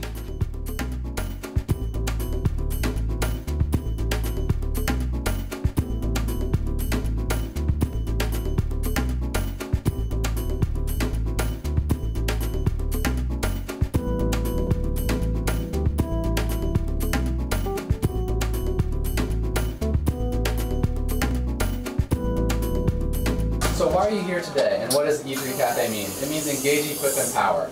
That's our focus at Def Can Coffee. We want deaf youth to not feel negative about themselves, but we want to engage them in the process, get them included where we can show them that you can. And then through that, they'll get equipped with the skills. So as they see me as a talented, skilled barista, I'll teach them what to do. They'll get the skill, and then that will lead to them being empowered, and then they can show to themselves and the rest of the world that they can. So here at the E3 Cafe, what we'd like you guys to think about is renting this space for your next meeting that you need to have. We can set the space up with tables, you can have a private meeting here. We have many amenities.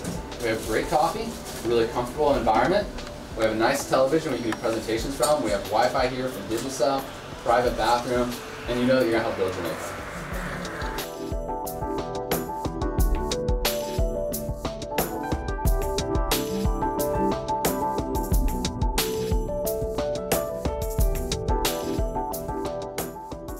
So today you're going to taste several different Jamaican coffees and also a couple of non-Jamaican coffees, so you can see how coffee tastes different based on where it's grown. So we're going to go in a circle later and you're going to get to taste each one of them. So first thing we're going to do is smell it before we put the water on it. So get in a circle and just follow me.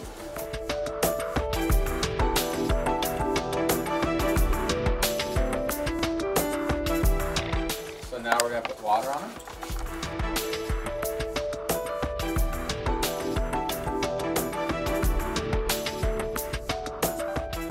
Okay, so now we're going to show you the technique for breaking the crust and smelling the release of the aroma when you move the coffee grounds on the top surface. I'm going to take this here and brush it across the top. It's going to release the aroma.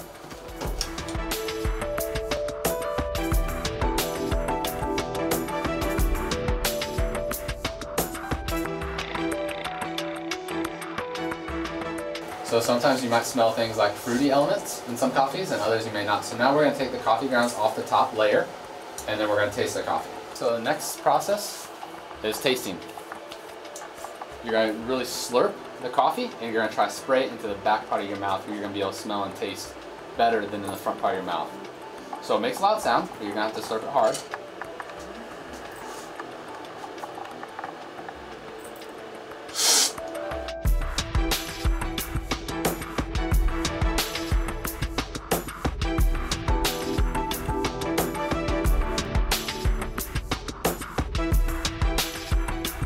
SEBI was designed to assist social enterprises to become more efficient businesses. Jane Foundation is a charitable organization really designed to help to meet the needs in Jamaican communities, and what we found was that most of the NGOs or not-for-profits depend heavily on donor funding, and the initiatives were not very sustainable. After a while, once the project funding ends, then the outcome, is reduced. And so we decided to introduce the social enterprise business model, which introduces a more sustainable way of delivering services in Jamaican communities, where the enterprises would earn their revenue so that they can support their social mission. That is really what SEBI is about, strengthening social enterprises, which are businesses that support a social or environmental mission. So last year you had a competition, DEFCON 1. Talk to us about if you will be having any projects this year. Last year we had our Pitch for Purpose competition, which targeted social enterprises. And we had a number of social enterprises competing for $1 million. As a matter of fact, we partnered with the Digicel Foundation in that competition. And DEFCON, Carlisle and Fabian went up and they did their presentation in sign language, and they impressed the audience, they impressed the judges, and they were selected as having really the best model at the time. They delivered really well, and this year really is a testament to the potential that DEFCON has in terms of their growth in employment, growth in revenue, growth in the kinds of partnerships that they have been forging with the private sector.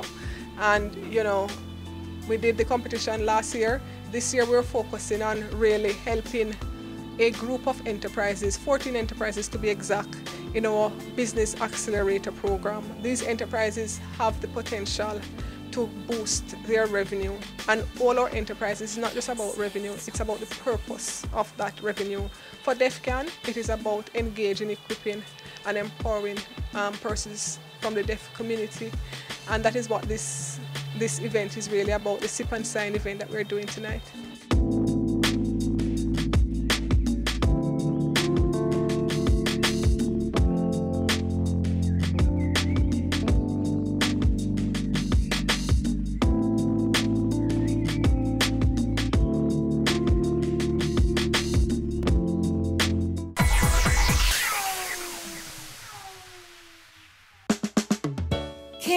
Hands Season 3 continues to effect change in a changing environment.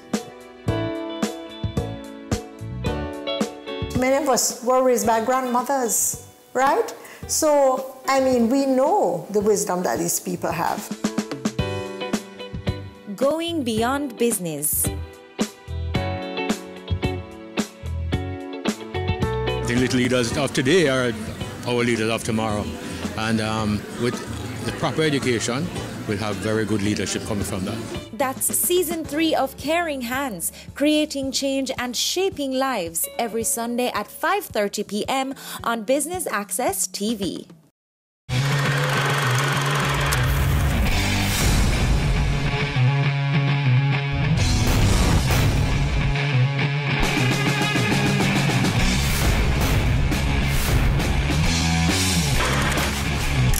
We have grown from 20 million US to now having 800 million US dollars. Knowledge, skill, and professionalism. Those are my tools and my armor. It's a big men don't cry, right? It's a big men don't cry, right? We were being robbed some $531,000. I've been angry to the point where I feel like I would kill people.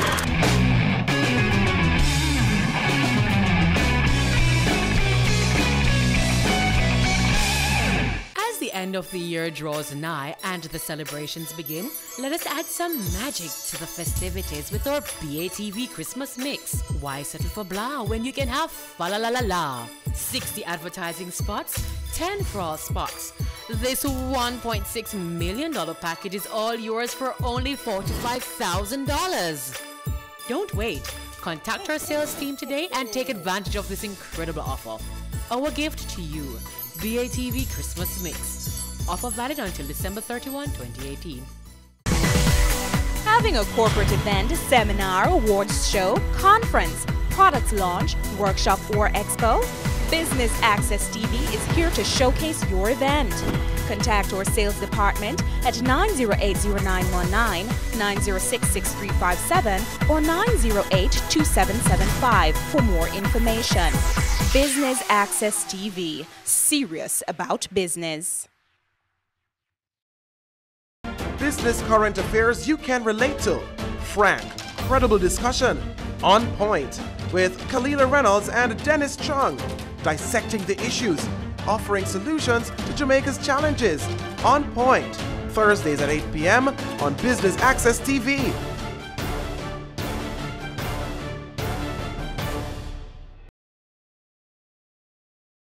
Have you seen it? It's BATV Live. Live streams of business news weekdays at 7:30 p.m. Stay on point Thursdays at 8 p.m. with our Business Current Affairs show and Weekend Business Report Saturdays at 7:30 p.m. wherever you are. Log on to our Facebook page at Business Access TV or visit our website at batvja.com. Live and at your fingertips. Business Access TV, serious about business.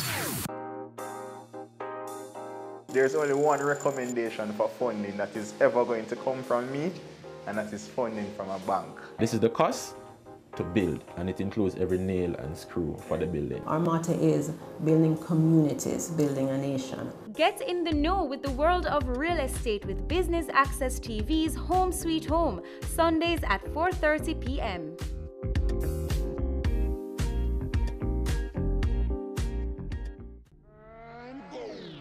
Career Moves has always explored interesting careers, highlighting all you may not have known about them. This season is no different. Coming back to Jamaica, everyone's like, Fizzy what? Fizzy who? When you find a bright boy or girl in the class and people say, what are you going to be? The parents say, you have to go be a doctor, you have to go be a lawyer. Nobody says you have to go be a politician. Let me see your hands! Tune in Tuesdays at 8 p.m. on Business Access TV.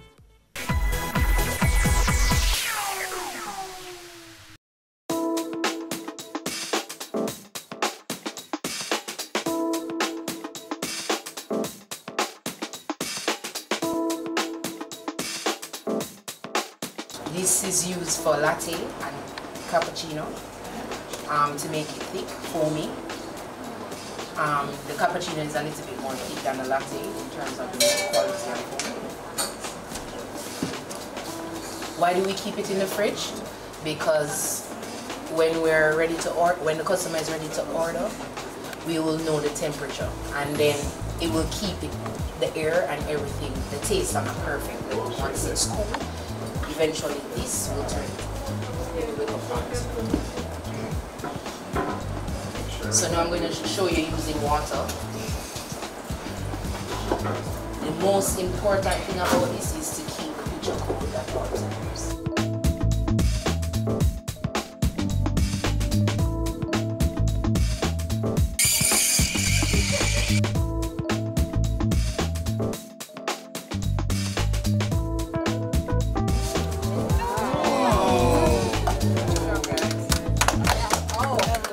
It was very good. The coffee was so good, the pastry excellent, and then to know that persons are deaf and can do all these things, it is a good experience.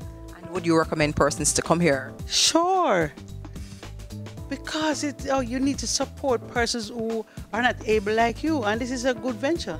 Today was awesome. I am leaving here empowered. I've learned so much today. We went through this fabulous session where we learned to say some words and communicate in sign language. And then we had these 2 sessions where we learned how to make latte, and then we learned about cupping and smelling and roasting and different types of scents and flavors. And it really struck me that here was an establishment where I could go and learn something, and it's not necessarily that you couldn't just walk into any establishment in Jamaica and somebody would teach you what it is that they do. I've never had that experience, so it really struck me that how empowering it was for me.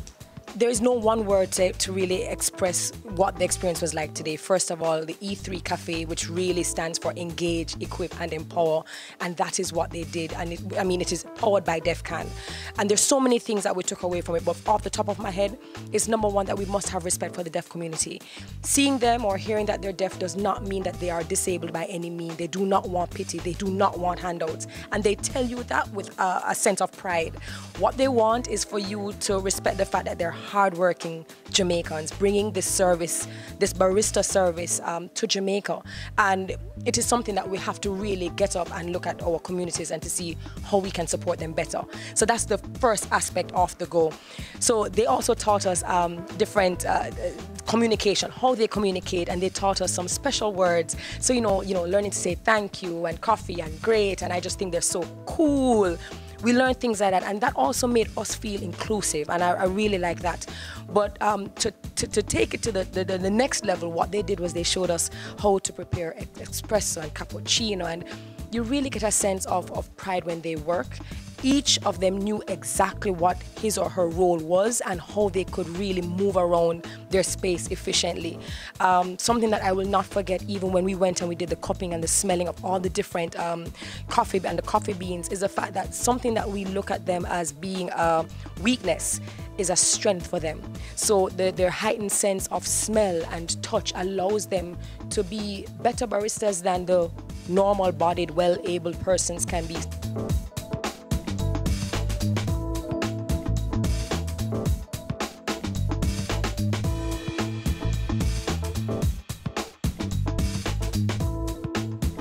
What has your experience been? What's your impression overall of the Sipan sign? Excellent, really good. The E3 Cafe is another revenue generation area for DEFCAN, where they have a really nice cafe that offers great service, great coffee, great pastry, and they want to open it up to the public to schedule meetings, do trainings here. They have the facility here, and today it's about introducing persons to the DEFCAN experience, where they enjoy the food here and also learn the very basics of sign language. So that is really the Sipan sign, and we have specially invited persons who we really want to influence booking of events and really tap into their own networks to boost business for DEFCAN. And finally, building a strong and independent social enterprise sector requires many different stakeholders. Have you been receiving further partnerships? Definitely. SEBI does not just focus on the enterprise. Yes, we do have a business accelerator now coming from 2 stages of incubator programs. And that is really about proving that the business model can work. But the business model alone would not be enough. It's not enough to ensure that the enterprises survive beyond 5 years or so on. They require an enabling business environment, an entire ecosystem. That is why we worked on getting social enterprise included in national policy. So the revised MSME and entrepreneurship policy now includes social enterprise. And as a result, you see several other organizations really including the social enterprise model as a tool for development. So on the policy side, social enterprise has been included. In terms of building out that community of support for social enterprise, the network is growing. And we saw where we staged 2 summits and had over 500 participants, which shows that people are interested. But everybody has a role to play. The enterprises really need capacity building, capacity strengthening. SEBI has done that through the Business Accelerator and Incubator programs. And everyone in their ordinary space can really create a positive impact on social enterprise. You do that by using the power in your purchase. Every time you buy from a social enterprise, you not only satisfy your own need, but you help the social enterprise to, increase their impact, to deliver greater service to the communities that they serve. And what is unique about social enterprises is that they serve marginalized, often vulnerable communities. So we say to the entire Jamaica, choose to buy from social enterprises. SEBI created a unique bisocial trademark, which identifies social enterprise. So when you see that Buy for Good, Buy Social trademark, use the power in your purchase to really support social enterprises. Ready for cable for as little as $100? Ready for no monthly cable bill? Ready for 10 TV channels absolutely free? Then pick up our Ready TV box at authorized stores for $4,500. Hook it up to your TV set, then top it up with Ready Credit for 1, 7, or 30 days. Buy now and get $1,000 free Ready Credit and start watching your favorite shows. Pick it up, hook it up, top it up. Ready TV. Prepaid cable TV when you're ready. Now serving Kingston and St. Catherine. Limited time offer while stocks last. Conditions apply. As the end of the year draws nigh and the celebrations begin, let us add some magic to the festivities with our BATV Christmas mix. Why settle for blah when you can have fa la la la la? 60 advertising spots, 10 crawl spots. This $1.6 million package is all yours for only $45,000. Don't wait. Contact our sales team today and take advantage of this incredible offer. Our gift to you, BATV Christmas Mix. Offer valid until December 31, 2018. We're taking you beyond our shores, across the region and around the world. Every week, BATV gives you in-depth reporting on the major stories that gripped headlines in the Caribbean and on the international scene. Join us Sundays for This Week Abroad. Business Access TV, serious about business at home and abroad. Have you seen it? It's BATV Live. Live streams of business news weekdays at 7:30 p.m. Stay on point Thursdays at 8 p.m. with our Business Current Affairs show and Weekend Business Report Saturdays at 7:30 p.m. wherever you are. Log on to our Facebook page at Business Access TV or visit our website at batvja.com. Live and at your fingertips. Business Access TV, serious about business. Go for God Family Church. Today's message is for those of you who thought that Jesus was finished. Inspiring messages. I'm here to tell you today that you are excellent. God is excellent. Empowerment from biblical motivation. To be glorified means to endow with authority. A woman is a powerful, creative being. Join Pastor Christopher Morgan and the Go for God team as we go for God. There's only one recommendation for funding that is ever going to come from me, and that is funding from a bank. This is the cost to build, and it includes every nail and screw for the building. Our motto is building communities, building a nation. Get in the know with the world of real estate with Business Access TV's Home Sweet Home, Sundays at 4:30 p.m.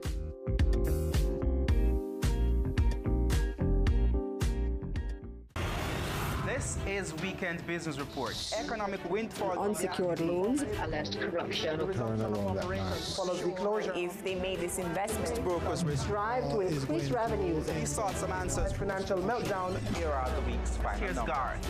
News Roundup. Camille, it's back to you. That's Weekend Business Report with me, Keneal Gale. Saturdays and Sundays.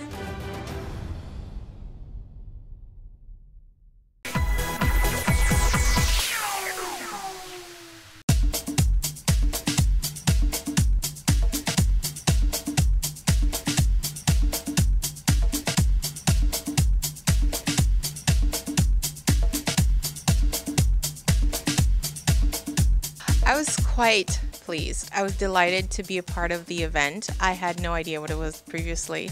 And now that I've seen it for myself, I am totally ecstatic. I'm blown away by the sheer knowledge that they've acquired to put on this event. And the fact that they're entrepreneurs doing their very best to bring a wow experience to coffee.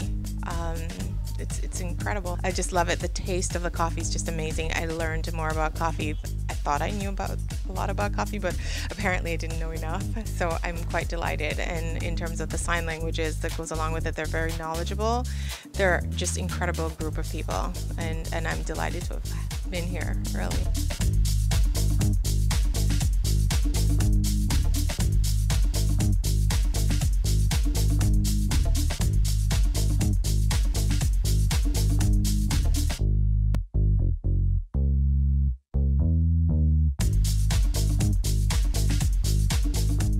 I thought it was great. It was very insightful, and a lot of information was shared.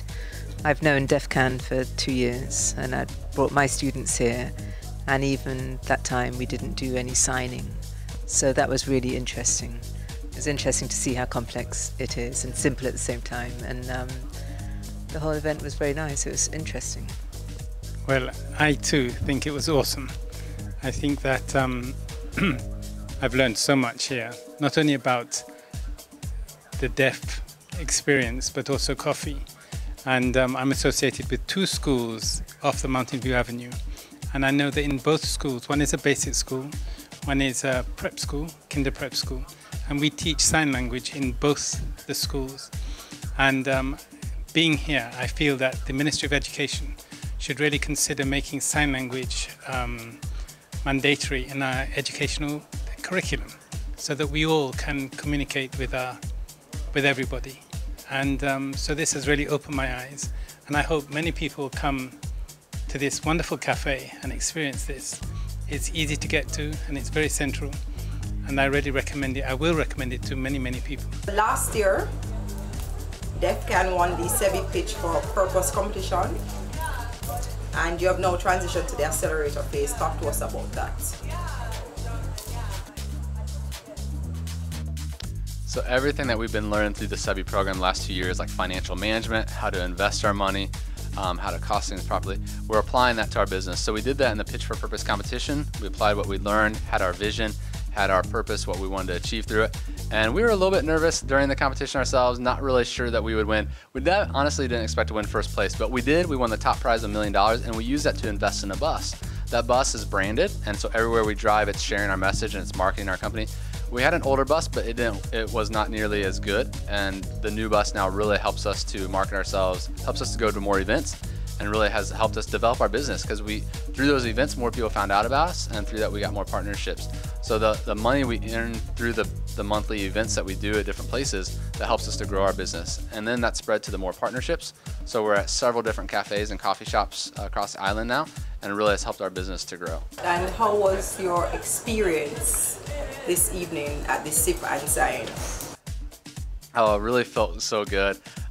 We've never had so many people come here at one time, and we really like to advocate with the rest of Jamaica to know what we're doing. What happens next?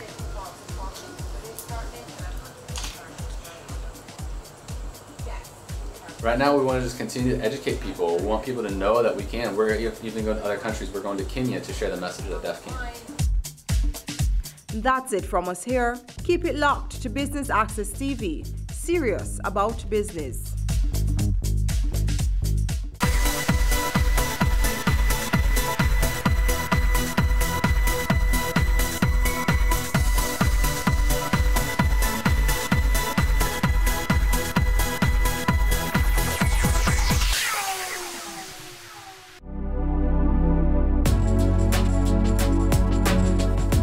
Eyelashes are considered a sign of beauty in many cultures, and so regardless of the risks, people seek to artificially enhance the look, color, and length of their eyelashes. This week on The Good Life, we look at the trend. Stay with us.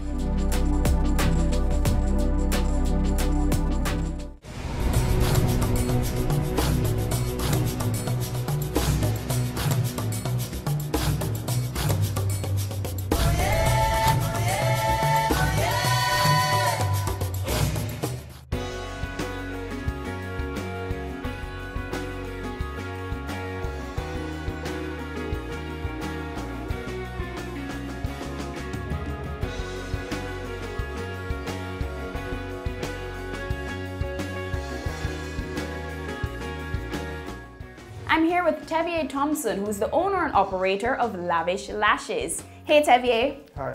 So I hear you prefer to be called Marnie? Manny. Manny. So I'll work with that name. Talk to me about Lavish Lashes. What exactly is it that you guys do? We are for fusion eyelash extensions only, no other services.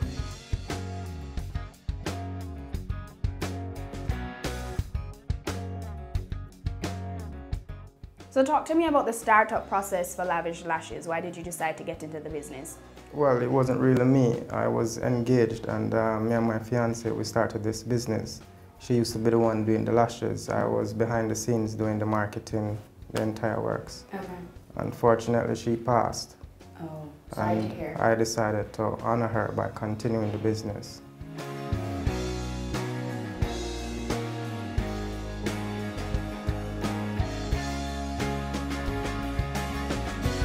So what's so special about fusion eyelash extensions? There are 3 types of lash extensions, mainly. Cluster, strips, and fusion. Okay. The difference with fusion is the application and how it looks when it's finished. It looks absolutely natural.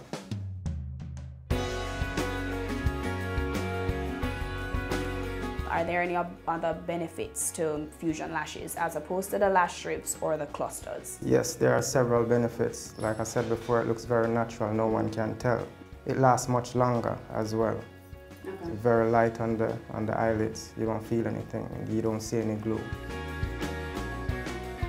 What type of lashes do you use? There are mainly 3 types of lashes that is used to do this type of lash extension. You have synthetic, mink, and silk. Mink is the most commonly used or the preferred choice of the clients because it's lighter and it looks more feathery. So, of course, it has a more natural look. And silk lashes are what? It's made from a synthetic blend material. It's a little bit heavier than the mink, but they still give you that natural look, but not as lovely as the mink. Okay.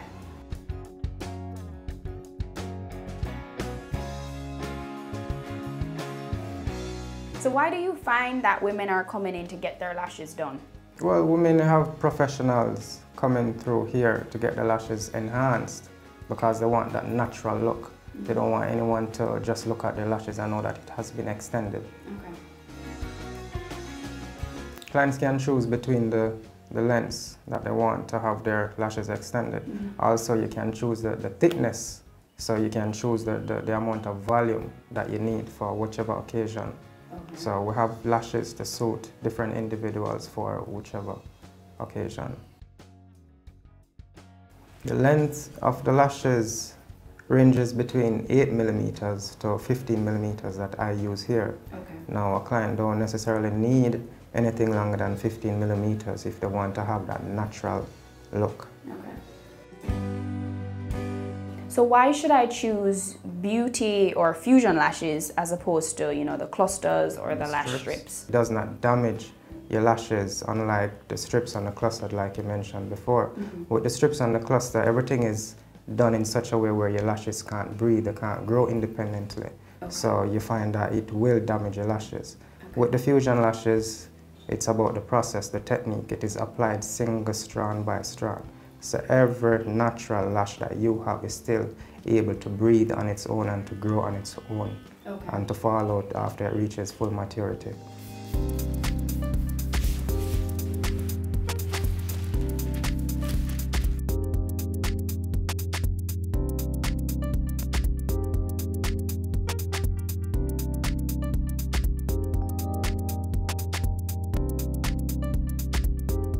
I think a lot of people are funny about their eyes. What are some health concerns that people need to consider before, you know, setting up an appointment for a lash extension? Well, first of all, they would have to have an idea whether they have any allergic reaction to certain stuff, because there's no telling what a client will be allergic to, whether it be the lashes or the glue. Normally, persons don't know what they're allergic to until they come in contact with it. But for persons who have sensitive eyes and stuff like that, you know, it's best that they disclose these information to the technician who will be doing the lashes. What's the procedure like? What are the steps? The steps is, of course, you're gonna clean the utensils, sterilize them properly. You clean the client's eyes, the lashes mainly, and then you start fusing the lashes one by one, single strand by strand. So if you're doing them one by one, that means it takes quite a while. Yes, How long it takes is anywhere that? between 45 minutes to an hour for classic lashes. Now, there are two types of fusion lash extensions. There's classic lashes and there's volume lashes. So if I want the big bouncy lashes, it's gonna take quite a while. Yeah, it's gonna take quite a while. So today we have a first timer who is desirous of having her lashes done. She's going more for a glamour look. Now that we've learned a little about fusion lashes, let's have a look at the application process.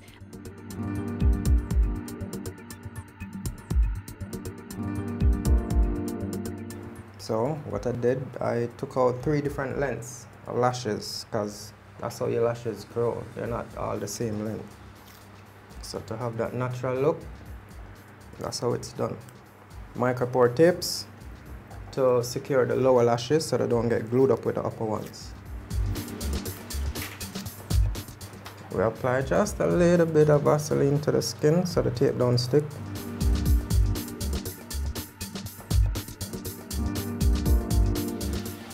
Then we tape down the lower lashes. Look up for me, please.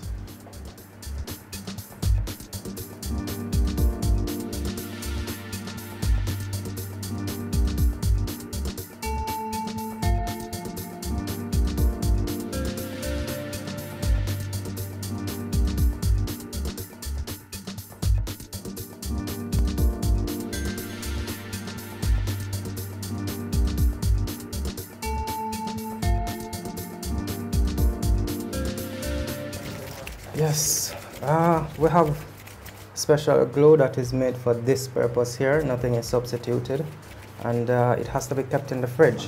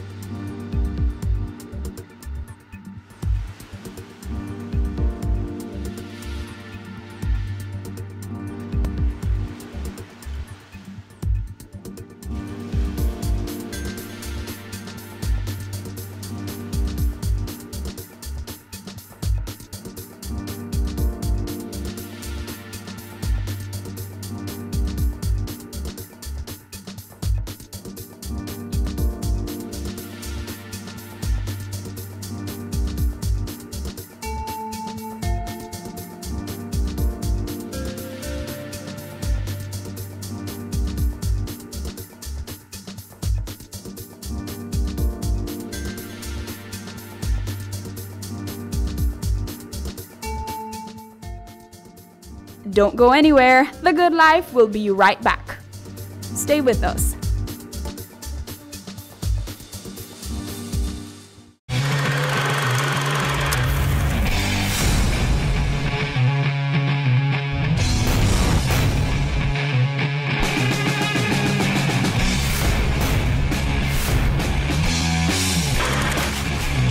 We have grown from 20 million US to now having 800 million US dollars. Knowledge, skill, and professionalism. Those are my tools and my armor. It's a big men don't cry, right? It's a big men don't cry, right? We were being robbed some $531,000. I've been angry to the point where I feel like I would kill people.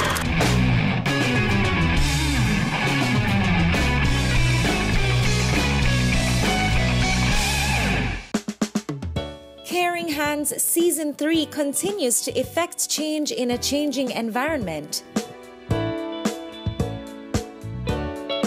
Many of us were raised by grandmothers, right? So, I mean, we know the wisdom that these people have. Going beyond business. The little leaders of today are our leaders of tomorrow. And with the proper education, we'll have very good leadership coming from that. That's Season 3 of Caring Hands, creating change and shaping lives, every Sunday at 5:30 p.m. on Business Access TV. Having a corporate event, seminar, awards show, conference, product launch, workshop, or expo? Business Access TV is here to showcase your event. Contact our sales department at 908-0919, 906-6357, or 908-2775 for more information. Business Access TV, serious about business.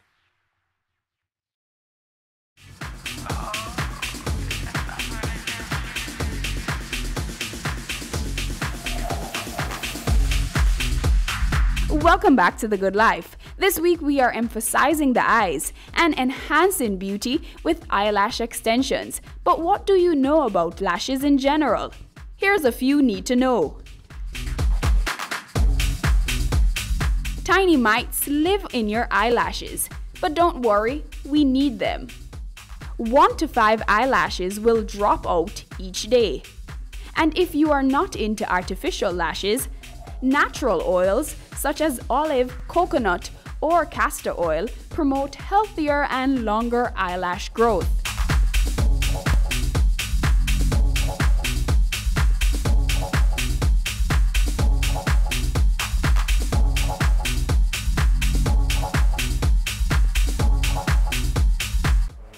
I love it.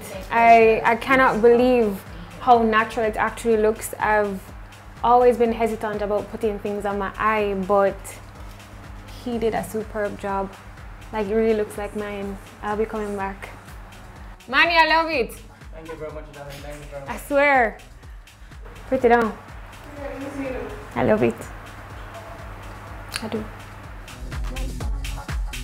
What are some big no-nos when making an appointment or even after application of lashes? What are some things you just don't do? Well, after lash application, you do not get the lashes wet for the first 12 hours. Okay. Absolutely no mascara is needed. Try not to get the eyeliner when you're applying the eyeliner.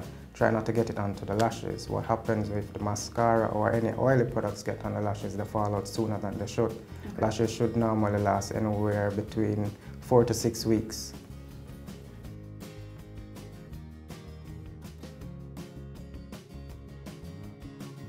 Avoid steaming your face if you're doing a facial. No hot yoga, no saunas, so you avoid the heat. Mm-hmm. Yeah. Do not allow the shower to go directly onto the lashes. It may weaken the adhesive. If you get the lashes wet, because you can wash your face, you can go swimming, salt water, fresh water, it matters not. Mm-hmm. You just pat dry and you use the brush to brush the lashes. But it sounds like it takes a lot of upkeep. You can't do this, no, you can't do that. No, I mean, I can't steam my face, I can't do this, I can't do that. It's not a lot of upkeep. You just know that if you're gonna steam your face, you do it before you get the lash extension done. Okay. Okay. And mascara, you don't need to use mascara after getting your lashes done, so it's bye-bye mascara, hello lashes.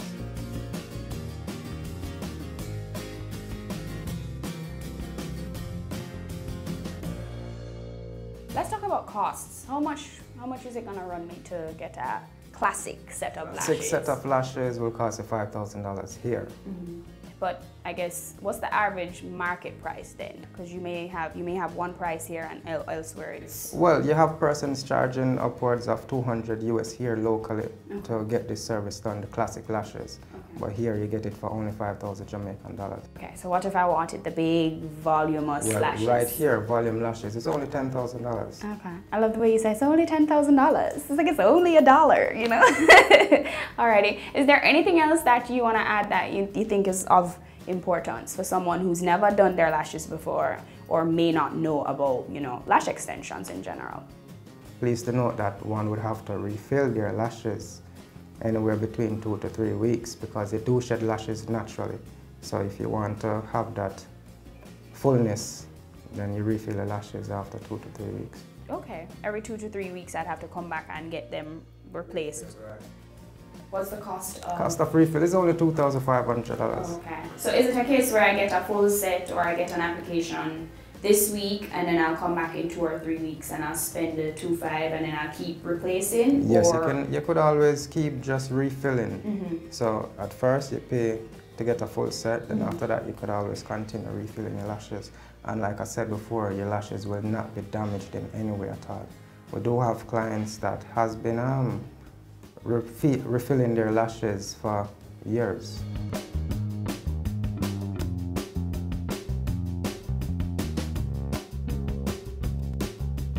Would it work out financially for me to keep, you know, get the full set and then keep refilling the lashes as opposed to buying the lash strips or doing the close? Definitely, and it's not only financially because you will not be losing your lashes. So which is more important, you saving $1 or you're spending $1 more just to have beautiful, natural looking lashes all year round. Don't go anywhere. The Good Life will be right back.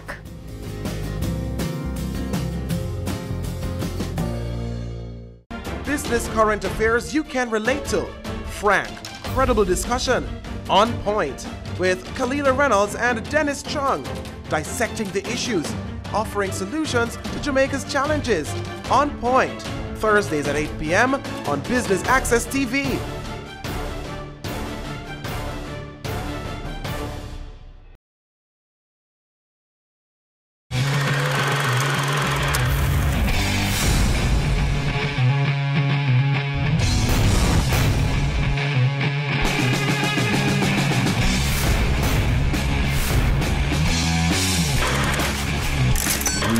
Grown from 20 million US to now having 800 million US dollars.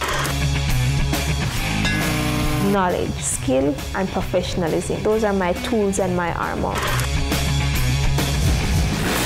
It's a big men don't cry, right? It's a big men don't cry, right? We were being robbed some $531,000. I've been angry to the point where I feel like I would get it big.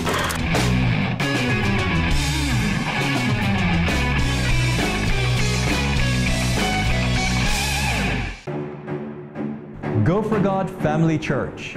Today's message is for those of you who thought that Jesus was finished. Inspiring messages. I'm here to tell you today that you are excellent. God is excellent. Empowerment from biblical motivation. To be glorified means to endow with authority. A woman is a powerful, creative being. Join Pastor Christopher Morgan and the Go for God team as we go for God.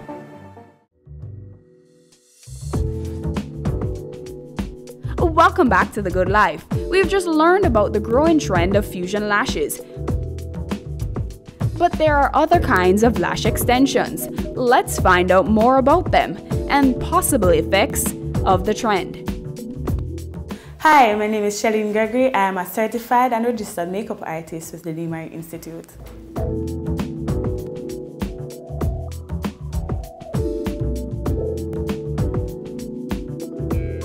People or women wear lashes because they want to add a little flare. Lashes basically add fullness and length to your natural lashes.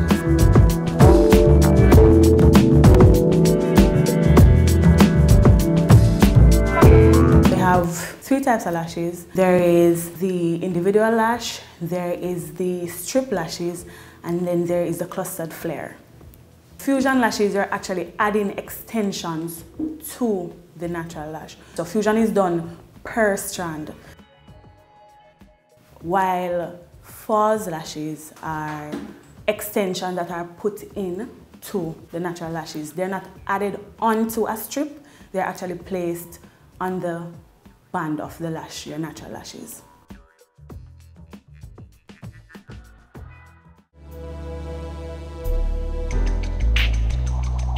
So synthetic is plastic lashes, so it's lashes that are made out of synthetic material.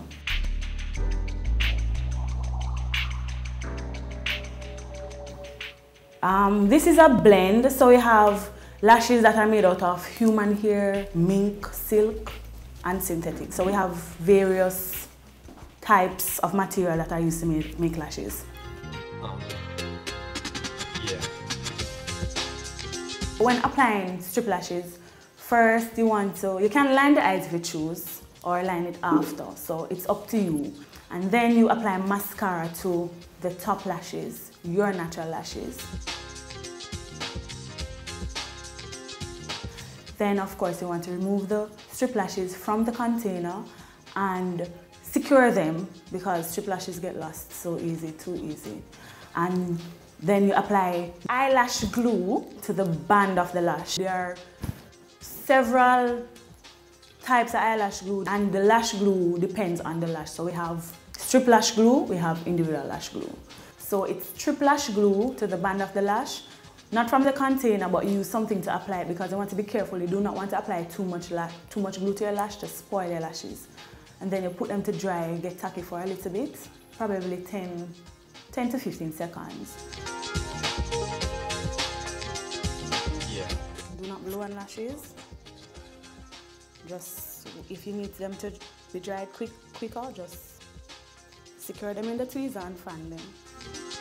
And then you apply them to the eyes as close to the lash line as possible with your tweezer. We place it in the middle and hold for 10 seconds. Or more, depending on how tacky the glue is.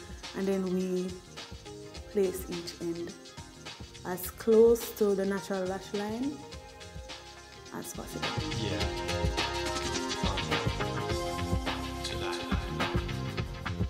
If there is glue showing, for example, you use a white or clear glue to apply it, and there is a little glue showing, you can always go back with a liner to remove any residue.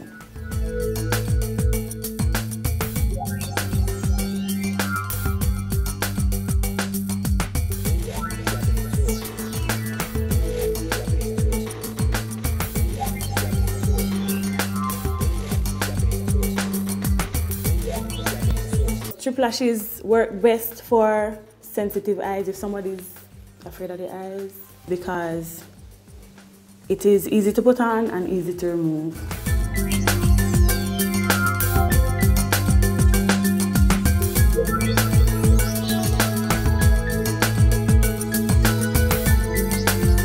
Because the eyes are so sensitive, there are a number of concerns in putting on lash extensions. Shalene points out some of these concerns, but leaves an important tip that should put the mind at ease.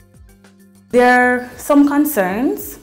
For example, it can cause damage to your natural lashes over time, or if they are not done properly, you can have adverse reaction. You can have allergic reaction to them.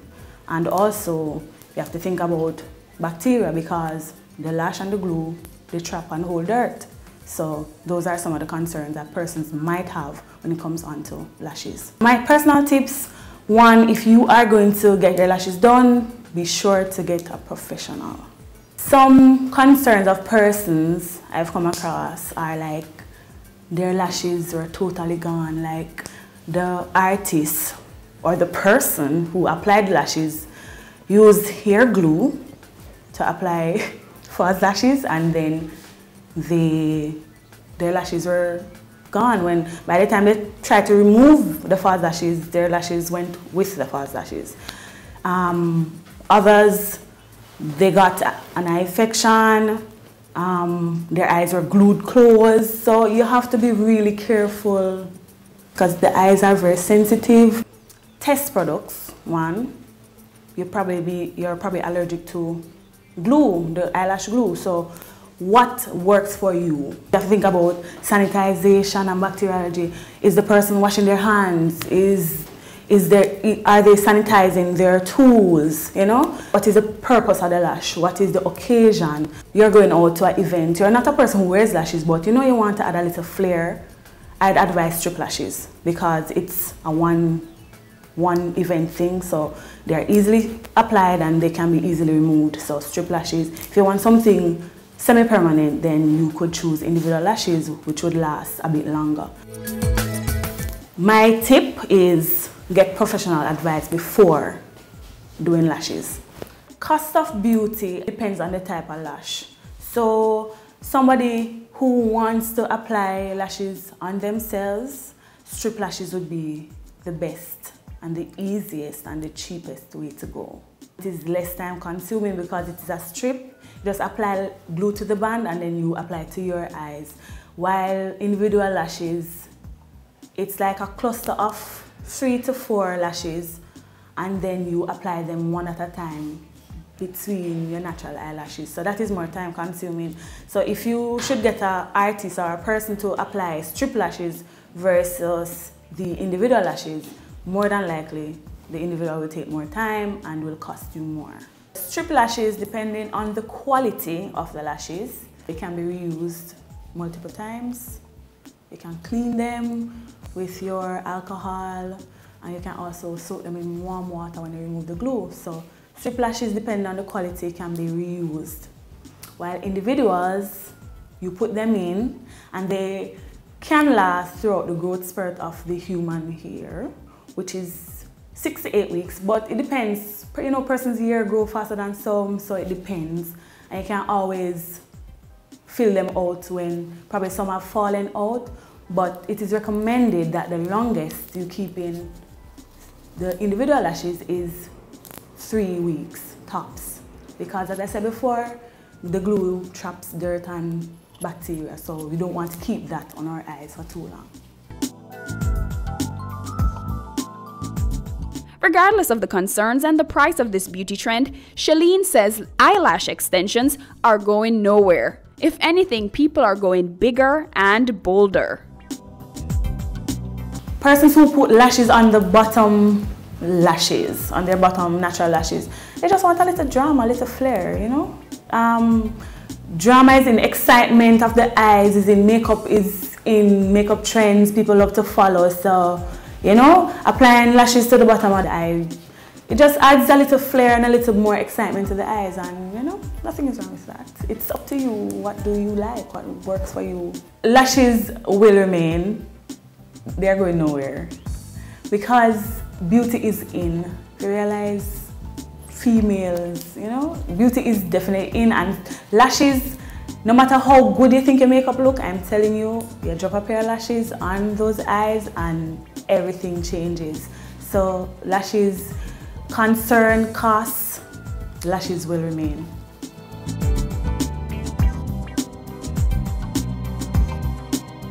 Thanks for watching The Good Life this week. I've been your host, Amita Prasad Webb.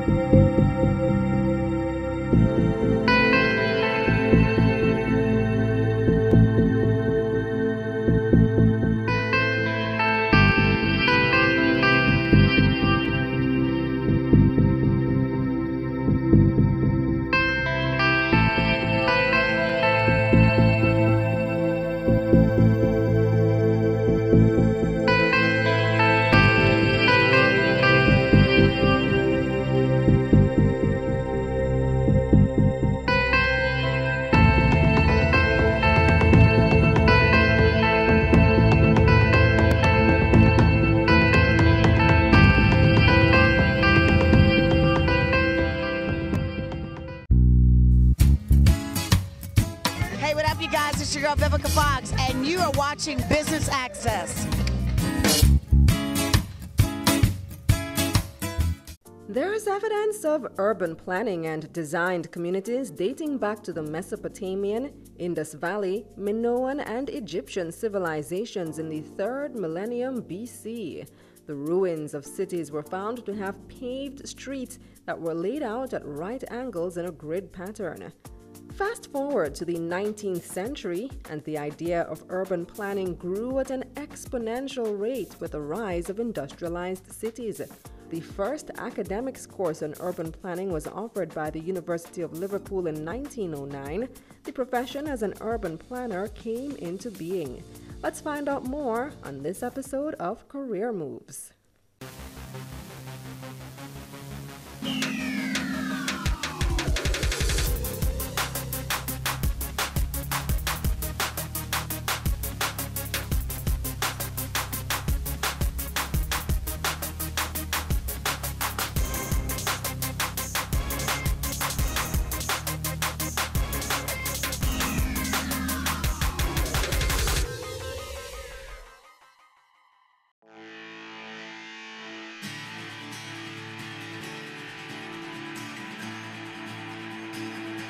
I'm Zanetta Scott, and I'm an urban planner.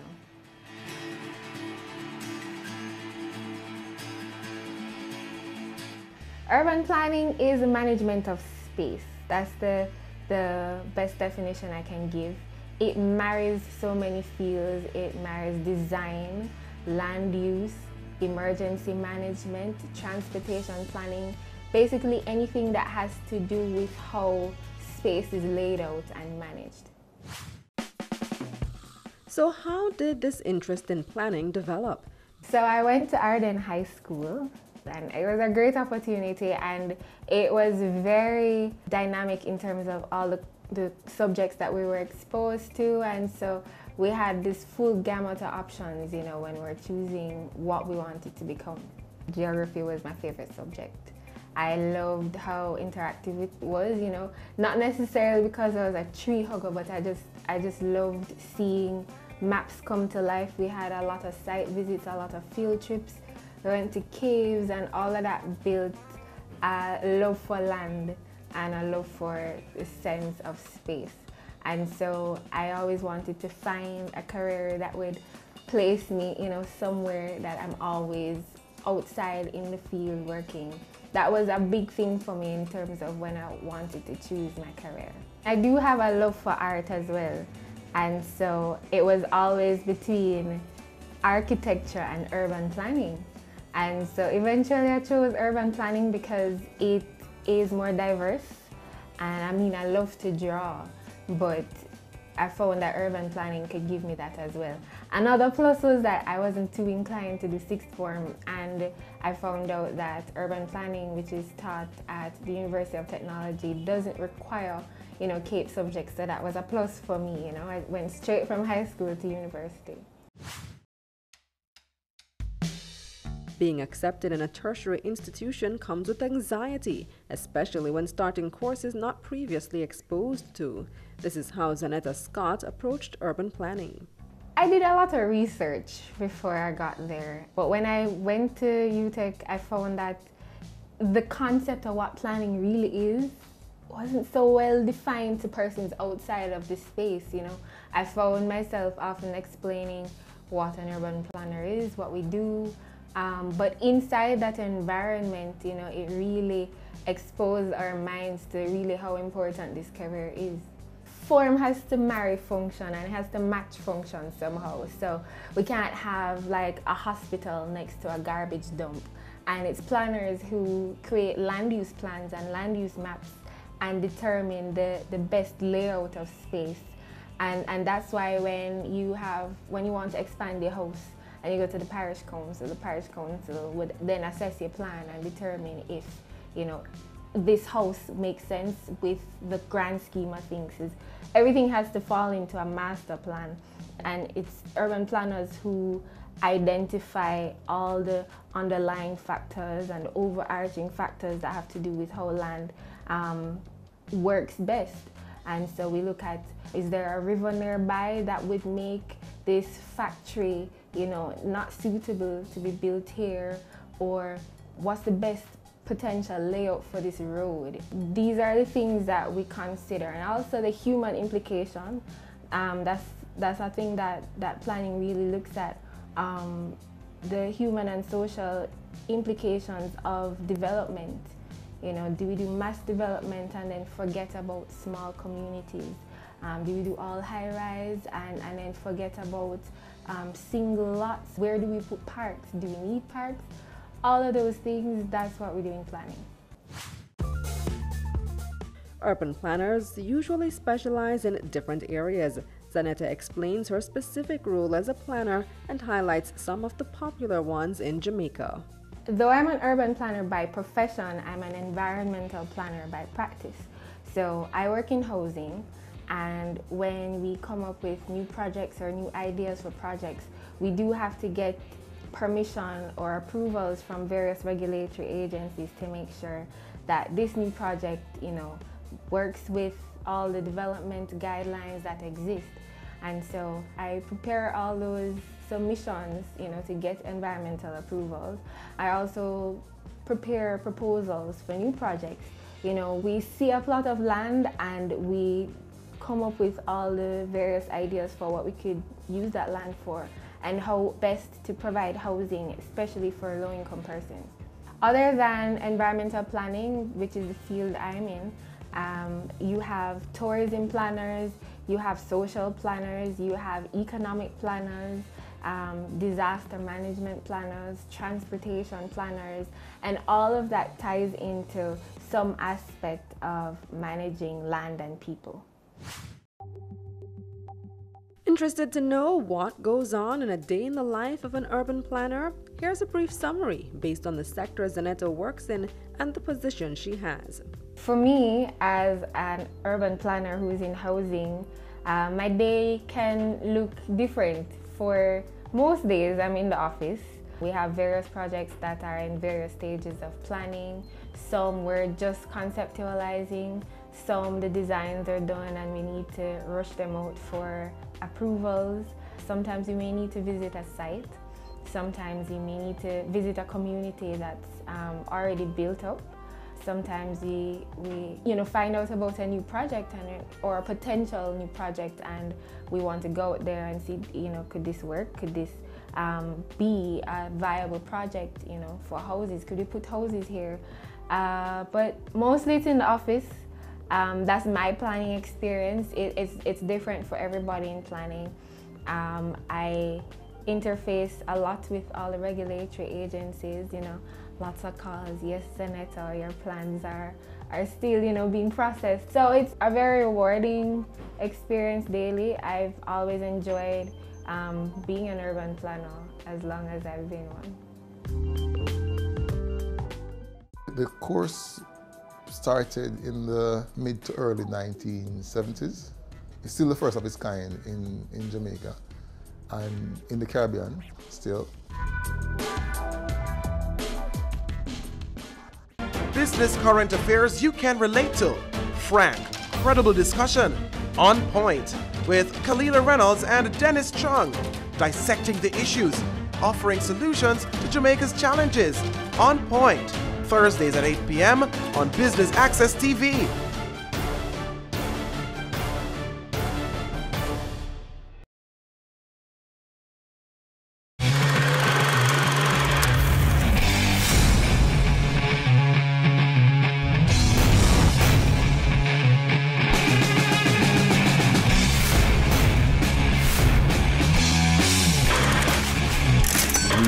Grown from 20 million US to now having 800 million US dollars.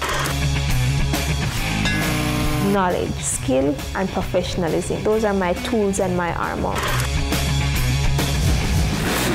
It's a big men don't cry, right? It's a big men don't cry, right? We were being robbed some $531,000. I've been angry to the point where I feel like I would kill people.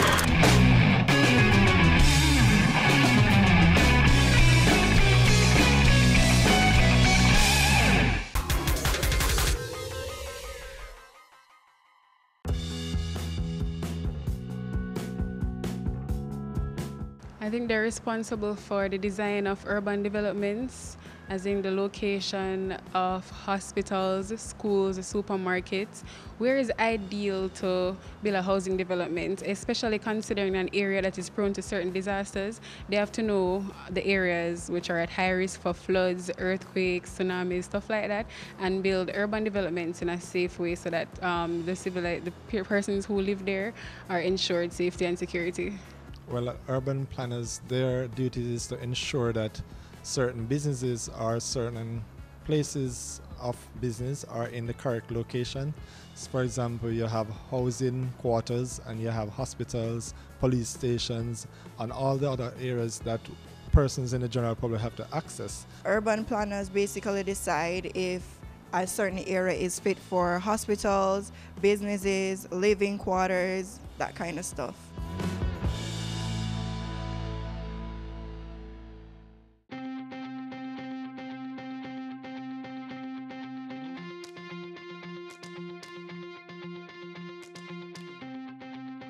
I'm Earl Bailey, Dr. Bailey, some persons say, a lecturer here at UTEC in the Faculty of Built Environment, School of Building and Land Management.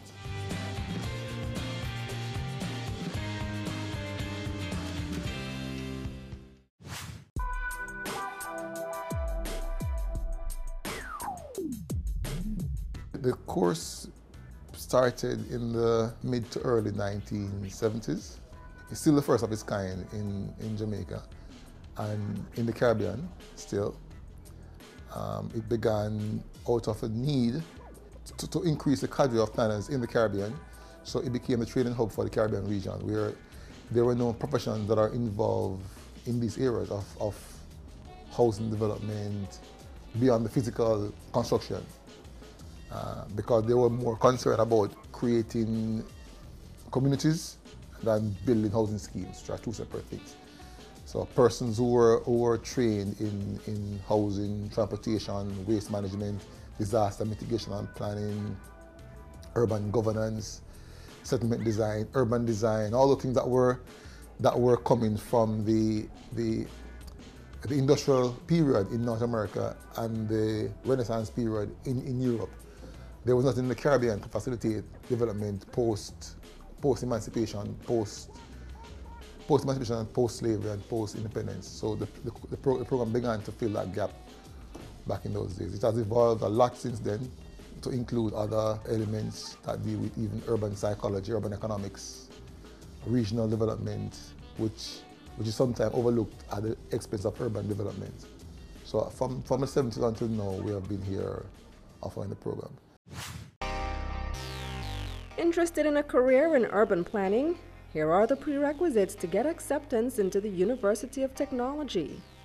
Students coming through the CAPE and CXC, you need 5 O-levels, or if you are a mature student who has been working in a relevant field for a number of years and you can pass the interview, then you're accepted on a mature level basis. We also take transfer from other faculties, from other universities all over the world. So there are different modes of entry into the program. How you come in depends on how you are placed. For example, you may leave a university in England and have done 2 years of planning there. So we'll come in and look at your transcript and see if you should come into the 3rd year here or go back to 1st year, whatever the case is. Or even when you come in as a mature entry, look at your profile and decide where you can be placed. Something could be in the 3rd year and in 1st year or 2nd year courses. So it depends on the different modes of entry. But we have different flexibilities for different persons who want to come in. Normally we take in on average 40 students per year. The cost of doing the program is specified by a university. It is on the website. The cost is also managed by students because they may decide to do only 4 credits this semester, and the cost is per credit. So you may not pay that full cost for the entire year. It depends on the number of credits you choose to do for that semester. Having gotten accepted to study urban planning, what amount of work am I looking at? And what kind of graduate does the program produce? The course content, it's wide and it's narrow. Of course, they're divided in core courses that are planning specific courses, We have general courses like psychology, sociology, quantitative studies, and then we have electives. So students must do all the planning core courses like urban planning, urban theory, urban designing, which is crucial. So urban designing is similar to architecture, but the architect does the drawing, the design for the building, while the planner designs the actual city. So it's a more wider design field. We also do construction. So the students must be au fait with all disciplines in the built environment. So the students have to be aware of real estate discipline, of land evaluation, of land surveying, of construction, architecture, and all the sociology, and all the other things. Governance and policy economics, political science are all part of the planning program. We also do heritage conservation, transport planning, and a whole lot of things. Students complain that the course is too much. But it stands up good with other courses out there in our universities. What kind of person is produced after completing the Bachelor of Science in Urban and Regional Planning? Somebody who has an eye to put different things together. It's more than a critical thinker, it's a constructive thinker. So when you think of a development for a hotel construction, what are the windfall effects of putting in 6,000 rooms in a rural community down in Trelawney? Let's say, for example, a rural community in Trelawney with about 400 persons live in the community. And they are very, very Christian, very traditional Christians. Everybody wear long skirt down to them ankle. They go to Sunday night meeting, Wednesday night meeting, women's meeting, fellowship and everything. And they're very conservative, very traditional. And then somebody go in and put up a hotel inside there. If you then see people walking in bikini, persons of the same sex hugging up and kissing, the entire community is shocked by this new culture. There was no pre-education of the community to now operate within this new culture of tourism. So suddenly the community moved from Christian farming community to a tourism community without them being aware of how to operate within this world. So planning ensures that these cultural shocks don't take place. So that person is able to look at the impact of that development on the community at local level and on the region where it is located and the country in general. After completing studies, Dr. Bailey explains what possibilities exist for being gainfully employed. What are the job opportunities for an urban planner? Public, private, most so in the public sector. Most of us are involved in, like I said before, we do development plans for urban areas, for regional areas. So we also look at development management. So NEPA is full of planners. So is UDC, so is Housing Trust, so is SDC, Social Development Commission. The parish councils are full of planners.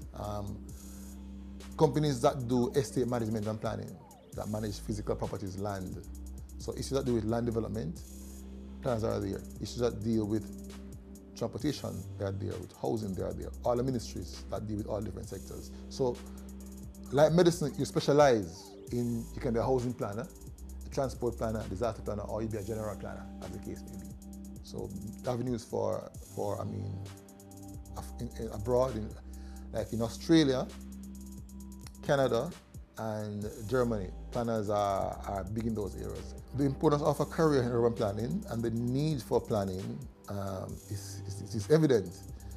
I'll tell you now, just out of Canada, in Canada, urban planning is one of the top most important jobs in Canada. Unfortunately, it's a much bigger discipline in the developed countries than it is in third world countries like Jamaica. I think the reason is, well, multiple reasons. One of the reasons is historical, is political, and the fact that planners are involved in doing things that are normally reserved for government, politicians, for example, housing provision. There's a need for us to, in a holistic manner, think of settlement concerns for housing, for utilities like water, sanitation, sewage, waste disposal, transportation, and all those things in one. Sometimes I think we underexpose our children to all the options that are before them. It's limitless.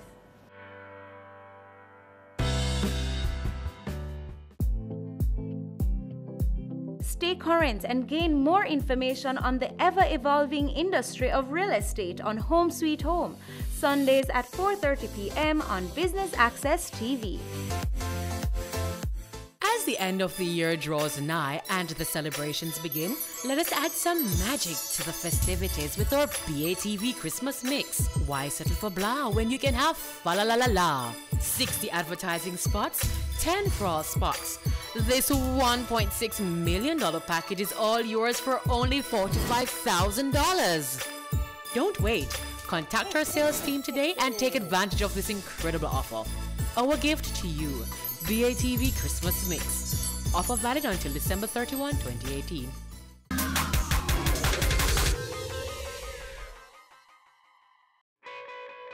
We're exploring the field of urban planning with planner Zanetta Scott. Let's find out more on where employment opportunities exist. In Jamaica, the field of urban planning is mostly and largely represented in government or the public sector. Reason being, we have to do with regulation of land, and so we have the parish councils, ministries of government, agencies of government. You have Water Resources Authority, ODPEM, Mines and Geology. All these regulatory agencies, you will find planners that will determine the best use of resources for that specific niche. So for example, the National Works Agency will have a transportation planner, and you will have disaster management people at ODPEM, things like that. So we're mostly in government, but there is a scope for private sector planners who do large-scale development plans for new housing developments, for example. So you'll find that those planners will prepare subdivision plans, and those subdivision plans, you know, will inform those large housing developments that you see. So you'll find that we're both in the private and the public sector, but more so in the public. Coupled with daily challenges faced with any job, there's one that stands out in the field of planning. One of the challenges that urban planners face is that we do a lot of development plans, development proposals, development orders, and sometimes these master plans don't carry the weight of law. So we have a development proposal or the master plan for, say, all of Portmore, and if it's not given the weight of law, we can't implement it. Sometimes we do lovely master plans, and planning can feel very utopic sometimes. We create the ideal scenario for the use of space, and we have to rationalize that with what space is already being used for. Take, for example, Spanish Town, the town center. The roads are very narrow because that town was built many years ago when the cars were few, you know, and nobody was thinking of the bustling city that Spanish Town would be today. And so sometimes we plan and it doesn't consider the whole horizon of time that the space will be used for. I think one of the misconceptions of urban planning or urban planners is that anybody can be one. Sometimes it's taken for granted that this is specialized study. It takes a mind, an analytical mind, to think of all of the possible impacts of our decisions when we use space, how we manage our environment. Because it's so wide and so diverse, it has the consequence, I guess, of anybody, you know, being a planner. But it's very specific as much as it is diverse.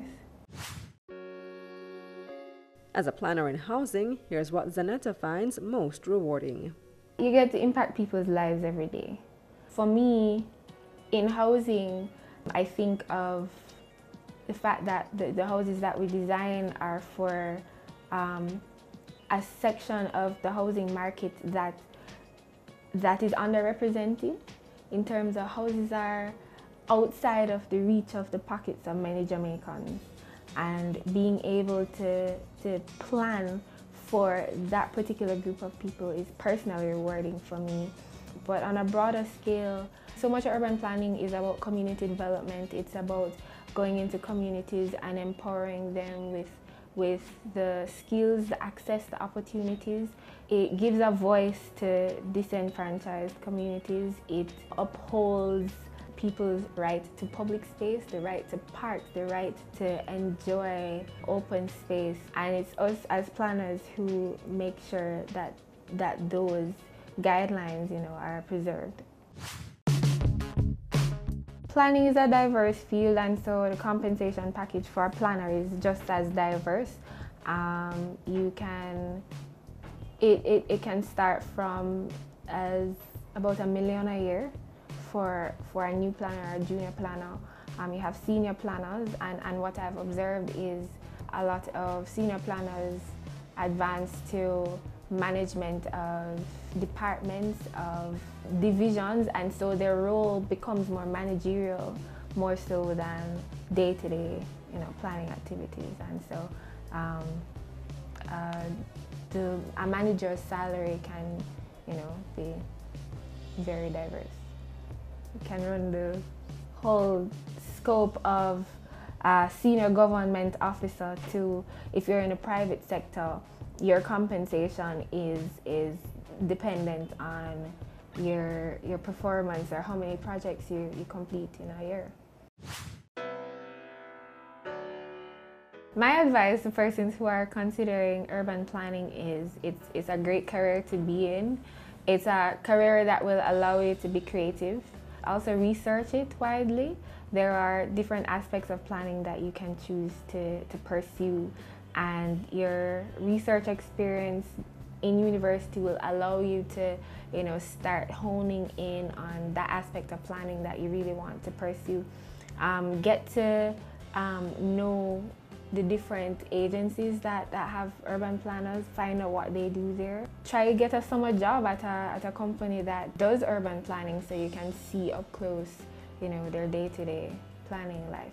One of the things I learned pretty early is that if you want to choose like CXC or CAPE subjects that will determine what you can study, you have to do that way earlier than 4th or 5th form. Start looking at fields you're interested in. What's your personality type? Do you like to crunch numbers? Do you like to draw? Are you a designer, creative? Are you a person who likes to help others? And just research the kind of fields that tie into who you are. I was always curious about unconventional jobs or unconventional fields, and so that's probably what got me interested in looking up how can I study geography or use geography in my career.